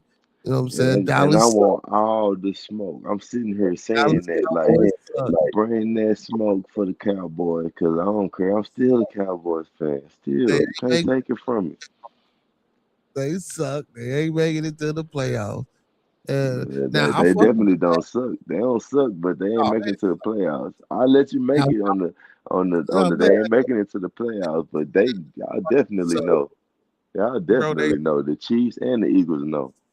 Suck, bro. They suck. Don't get me wrong. Hey, CeeDee Lamb. That boy CeeDee Lamb is the truth. I ain't gonna sit there and start on CD and I'm GP, the whole team is the truth, but I ain't gonna lie to you. All that, brother. We ain't saying all that. Now I ain't gonna lie to you. I ain't gonna lie to you. We kind of lit over here, but I ain't gonna say it. It's Cowboys for life, man. Say, look, my mom. Look, I gotta tell you the story now. You don't even know the story. So look, my mom and my daddy met at a Cowboy Super Bowl party. Let me tell you how. Look, my pops, he at the McDonald's. My mom, she drive through. She got the 88 Camaro. She sitting at the light. Pops get the food. He like, oh hell no. Nah. He got the 88 Camaro too. He like, oh no, I gotta see who this bad chick is. What she got going on? So he pulled up on her. She like, oh shit, he got the same car. What's going on? She like, oh, I'm going to the Super Bowl party. He like, oh shit, I'm finna follow you to the Super Bowl party. Next thing you know, bro, you talking to dirty money, dog. If it wasn't no Dallas Cowboys Super Bowl party, bro, you wouldn't even know me, bro. I wouldn't even made it here. You know what I'm saying? That's why you fuck with Dallas weak ass. It's okay. You know what I'm saying? We all make mistakes. What's up with it? A&J Smooth, shout out to you. Thank you for the super chat, Brody. Man, I don't even know what facts I'm talking about. The Cowboy? What I'm talking about? What facts was I talking about? Because I was speaking a lot of facts. He probably was talking about me. You're a little bit long with it. He probably was talking about me. You know what I'm saying? He was talking about you. He probably was talking about me, man. Yeah, but Dallas suck, man. Y'all need to revamp that whole shit over there. You feel me? Man.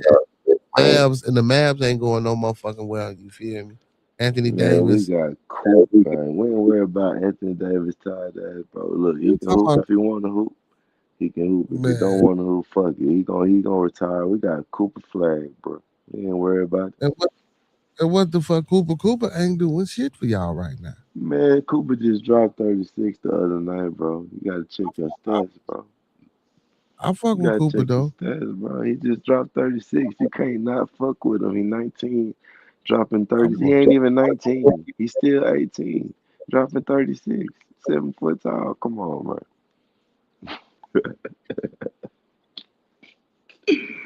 Hey, man, I'm long-winded, boy. I'm a shit talker, man. On the back of that truck, you start learning curse words you ain't never heard before. You be like, damn, I didn't even know you could cuss like that. I'm talking about, I'm on the back of the truck with people that real life just got out of jail for murder. I'm like, damn, Kenfo, you was locked up. Yeah, I had to take that nigga out.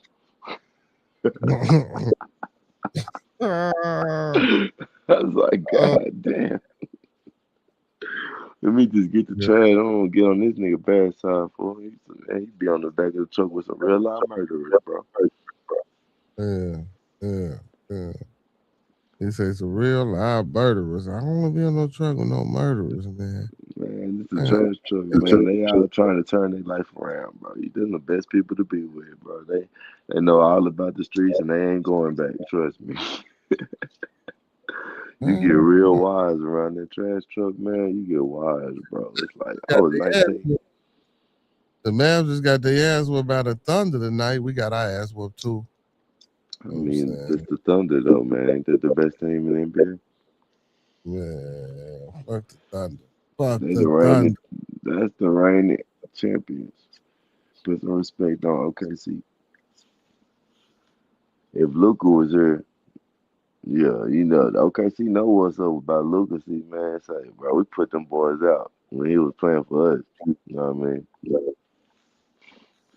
Los Angeles Takers, they be taking people superstars. I'm talking about some Los Angeles Takers.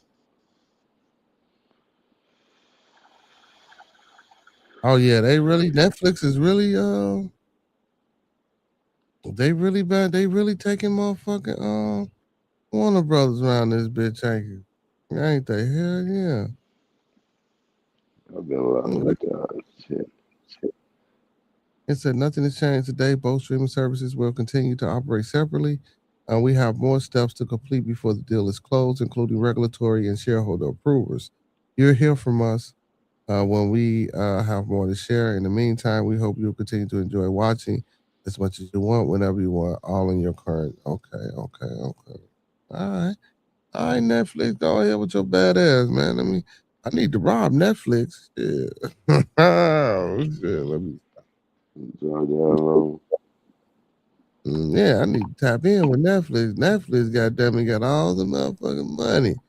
Hey man, check this project out. I want to know, would you be willing to help your boy out, man? You a DJ, bro. You can get on, like, you can make a clip for me, bro. I ain't the DJ. The DJ gone. That's GBA. Yeah. I don't do no DJ music. But I'll put you in tune with him, though. He always, you know what I'm saying? That's my boy. Would you be on the radio, right? Radio, No, right? no. Okay, I ain't no. You talking about my boy? He ain't here no more. He gone. He said he the DJ. Okay, shit. What you need him to do for you? All right, well, what I got planned, bro, for my fans that's watching too. I've got a new what I want to do. I want to make a home movie, and I want to make it like a 2025 version of the movie Fences.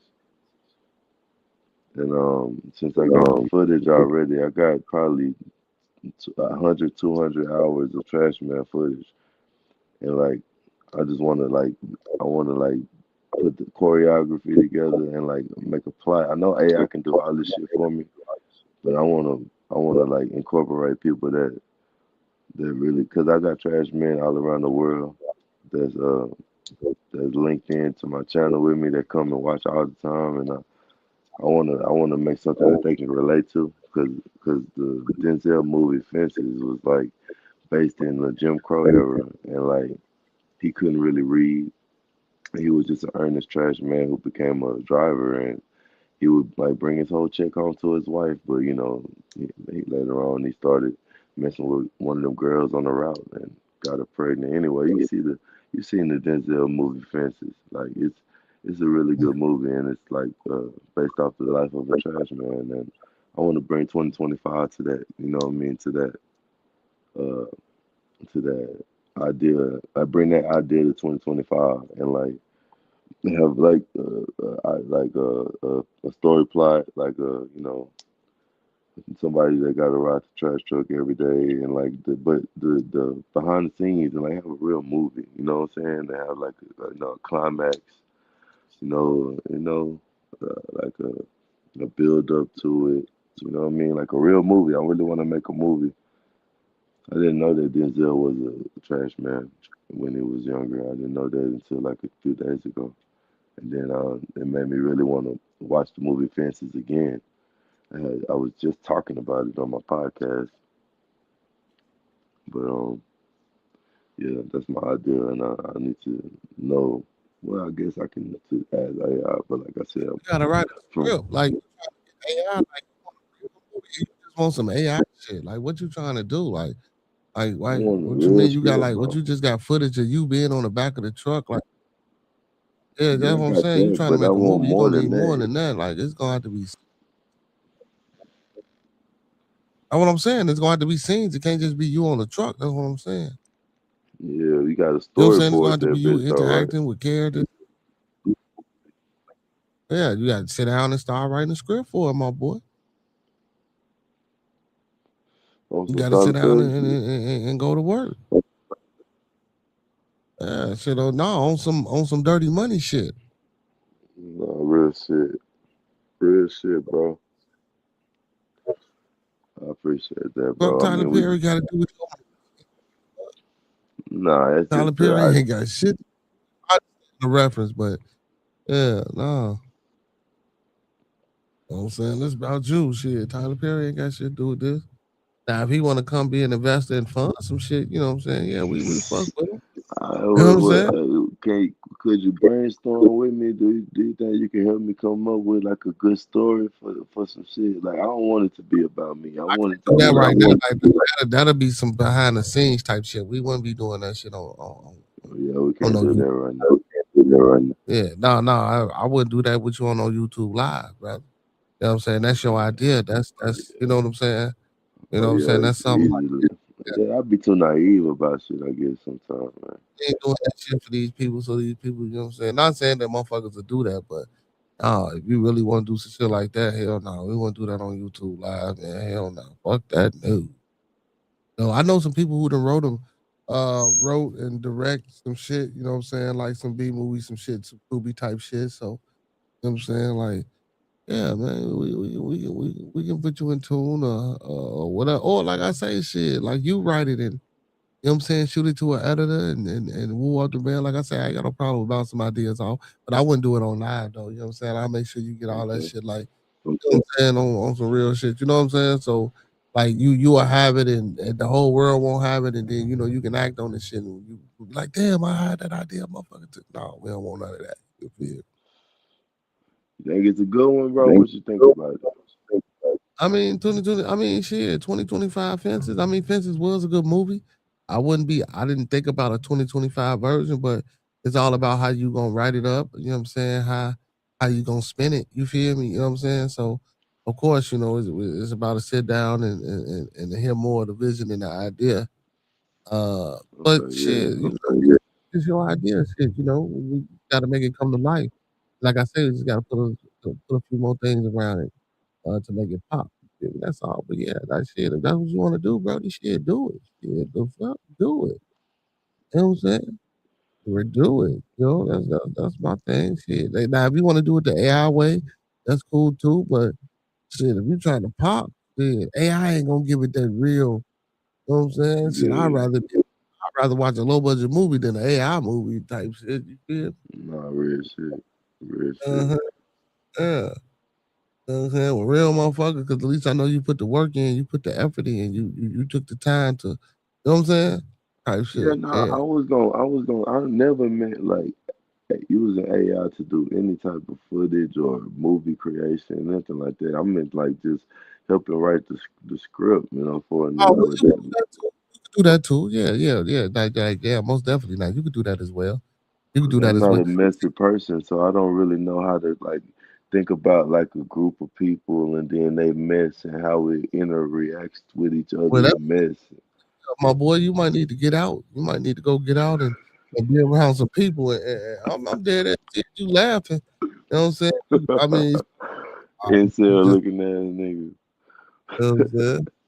You gotta get out and you know what I'm saying? Shit. Get out your shell looking ass, Scorpio looking ass, always in your cave looking ass nigga. I mean, don't get me wrong, I am too, but I'm a little bit more worldly than you. You feel? You know what I'm saying? Ain't nothing wrong with being. It's all work, no play over here. I ain't been out. I told you I ain't been out since before I've been to jail. I've been at work every day. I ain't been out to no bar. No, I'm talking about going out for research purposes, man, for your movie and shit like that. I ain't talking about going out to party and kicking and no shit like that. Okay, what you mean, like research the movie scene, like yeah, nigga, like places get you out. want to go. Yeah, and go see people and meet people and look at people and observe people, bro. You can't do that shit in the crib and off no garbage truck. Bro, that's real world. That's real world advice, bro. Thank you, bro. Yeah. I mean, I get it. That's your world, but shit, if you trying to do other things, shit, you got to come up off that motherfucker sometime. You know what I'm saying? You know, you got to, you know, when you come up out that house, it's got to be more than just going to that motherfucking garbage truck and back home. You feel me? I understand it might be the safest thing to be doing, but shit, if you talking about writing movies and doing shit like that and having experiences, man, you know, you want to be out here. And just because you in the world don't mean you got to be of the world. You say you're a Christian, you should know the scripture. Yeah, that's word. That's 100. You know what I'm saying? Real shit, like for real though. You know what I'm saying? But yeah, man, just get out here and watch. You know what I'm saying? Like, cause you know, and plus you just never know where you can get an idea from. You never know where that that fire or that light for that fire gonna start from. You know what I'm saying? It could be anything that you see by being out that can give you ideas and you know you jot them down and shit like that. You know? Yeah, that's all. Yeah, real shit. Same way you write a song. Yeah. You don't write that bitch at one time. You gotta take your time and see shit. Have your experiences like flow into the music. That's what I do. So I mean, it shouldn't be that hard. I just gotta learn how to do it. It's a formula to everything. That's what I learned. That's what I was speaking on earlier. Like even when it comes to making music, if you know the formula, if you know how many like bars you can fit into a verse and how many seconds of complete thought takes in a one bar, then you know the formula. And then the formula won't change no matter what music you put behind it. If the formula is the same, you can change it up, speed up the tempo, and change the wordplay. It's still gonna be the same metronome. 4 seconds. It's a formula to making songs. It's a formula to writing music. It's a formula to writing poetry. It's the same thing with writing plays and movies. You know what I mean? So that's facts, man. Listen, man, we done been on this joint for like 7.5 hours, man. Before I get up out of here, man, I like for everybody, well, my panelists, most of them, they jump off there and stay on as long as you did. But you know what I'm saying, before I get up out of here, man, I like for everybody that's up on my panel or the people that's up on my panel, man, I like for them to tell the people something good or give them some type of bit of encouragement or a few words to the people, man. So before we close it out, man, big ups to Dirty Money, first of all, for hitting the panel with me tonight. You know what I'm saying? Big ups to my blood of monkey, man. Big ups to Slim Ball and big ups to Bambi, you know what I'm saying, for sliding through. So man, but tell the people something good, man. Tell us, you know what I'm saying, give us a few words of inspiration or some good shit. You know what I'm saying, you want the people to know, man, before we get up out of here. Man, say, bro, you could be whatever you want to be in this life. You know what I mean? Like no matter what your circumstance is, it's like it's a mental thing, and it's always like God won't never put you in a situation where you can't overcome your circumstances. So I always keep fighting and keep your head up even when you're in the dark, y'all. And I'm sure that we'll see each other again. So I'm glad to be a part of the panel, and I'm hopeful that we'll have a lot more panels we can dedicate to different shit. You know, like I'm gonna be locked in with y'all. So I hope my panel, my fans and everybody in my live go subscribe to my boy Dirty Studios. You know it, everybody over there on Dirty Money, man. Come on over here to be in the conversation, man. Y'all know what it is, man. Hey, share the wealth, share the love. You know what I'm talking about, man. Y'all know what I like to say, man, before I get up out of here, man. You know what I'm saying? Everybody, everyone, everywhere. Let's keep everybody in our thoughts, our prayers, our views, and meditations. Once again, let's keep everyone in our thoughts, our prayers, our views, and meditations. And lastly, let's keep everyone in our thoughts, our prayers, our views, and meditations. And don't forget those 5 key components of life that we all should be mastering and striving to obtain. That's love, peace, respect, motivation, and inspiration. That's love, peace, respect, motivation, and inspiration. And one more time for those in the back that was doing some shit that they ain't had no business doing instead of listening to me. That's love, peace, respect, motivation, and inspiration. And don't forget to E40 that thing and sprinkle a little support on top, because a little support go a long, long, long, long long way, y'all. If you don't believe me, try it out. If it don't work, come on back and we can talk about it. Listen, man, y'all know what it is, man. From the bottom of my heart to the top of my mind, I want to say peace, blessings, love, and abundance to everybody that joined the live stream tonight, that tapped in with me, Dirty Money, Blooder, and everybody else that was on the panel today. Man, listen, stay warm if y'all out here in the Midwest, stay warm. You know what I'm saying? Make sure y'all check it on the elderly. You know what I'm saying? Make sure you're doing your due diligence, man, in anything that you do. Like my boy Cito would say, man, you ain't never been richer than you are right now, and learn how to love the ones that love you. You feel me? Those are very, very, very important things, man. And listen, every Monday through Thursday, man, we got Bearded Conversation, 9 to 11 p.m. Central Time. Every Friday, Bearded Studios is usually from 9 to 12, but if we tend to go over, shit, we go over. And don't forget to tune in later on the day for the Bearded After Dark television, man, where we welcome everybody to the Bearded Lounge, man, and we spin and play music and invite everybody to come on back, man, and drop their links, and we do this thing all over again.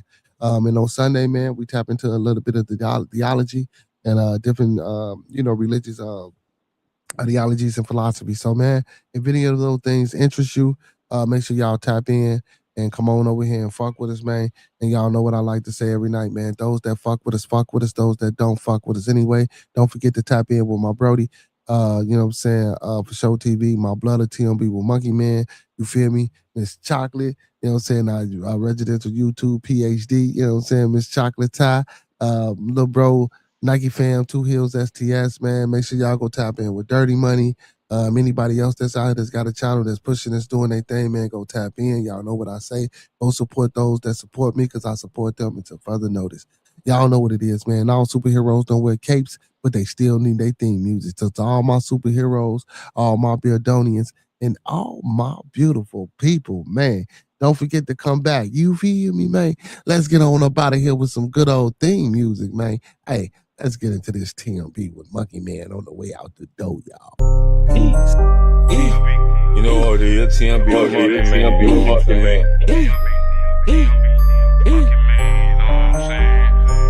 Roll something, light something. Oh, I forgot. Not only to go check out Miss Chocolate Top, make sure y'all go check out Miss Bambi. Big ups to Miss Bambi for hitting the panel tonight, too. Much love and peace and blessings and abundance to you as well, Goddess, man. We appreciate you for hitting the panel. See, ladies, hey, she came over here, man. She took over the panel. She spoke her piece. This is not a man's channel. This is everybody's channel, man. I can't encourage that enough, man. I don't give a fuck who you are, what color you are, what religion you are, what you believe in, or whatever. You can come up here, man. You can chit chat with us. You can have discourse with us as long as it's done respectively and with decorum. We don't get no fuck, man. So let's get on up out of here. TMB. FaceTime my playground where we ride on foes, sip on foes, trunk on glow, life for show, TV, no logo. When you see me on the late night with Bearded, having convo, Acres home, fofo, Uncle P in the chat. Excuse my manners while me and Peso pass gas. I'm trying to get a bag. Why these niggas mad? Chocolate tie with the thick thigh, Vanna Black, like and subscribe. Early morning with King, that's a grand rising. I might just hit the gritty, I might just hit the Heisman. Two Hill, that's Nike Fam. Acres home, that's where I am. TMB with Monkey Man, that's on your channel now. TMB with Monkey Man, he's a now no more. TMB with Monkey Man. TMB with Monkey Man. You know what it is, TMB with Monkey Man, now. I'm on your channel. What's your way to conversation? You know what it is, homie. TMB with Monkey Man. TMB with Monkey Man. Smoke some bitch like Pimp say. TMB with Monkey Man. Two Hills, what's up, baby? TMB with Monkey Man. He's in there no more.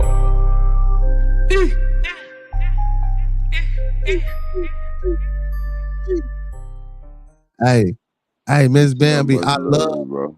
Oh, man, Miss Bambi, I love the ad that you made for me, man. I played it. I'm gonna be running that every day. You feel me? You know what I'm saying? I'm gonna have to have you send me that. You feel me? You know what I'm saying? But yeah, I like the ad. I appreciate you for doing that. Listen, man, make sure we listen again before we get up out of here, man.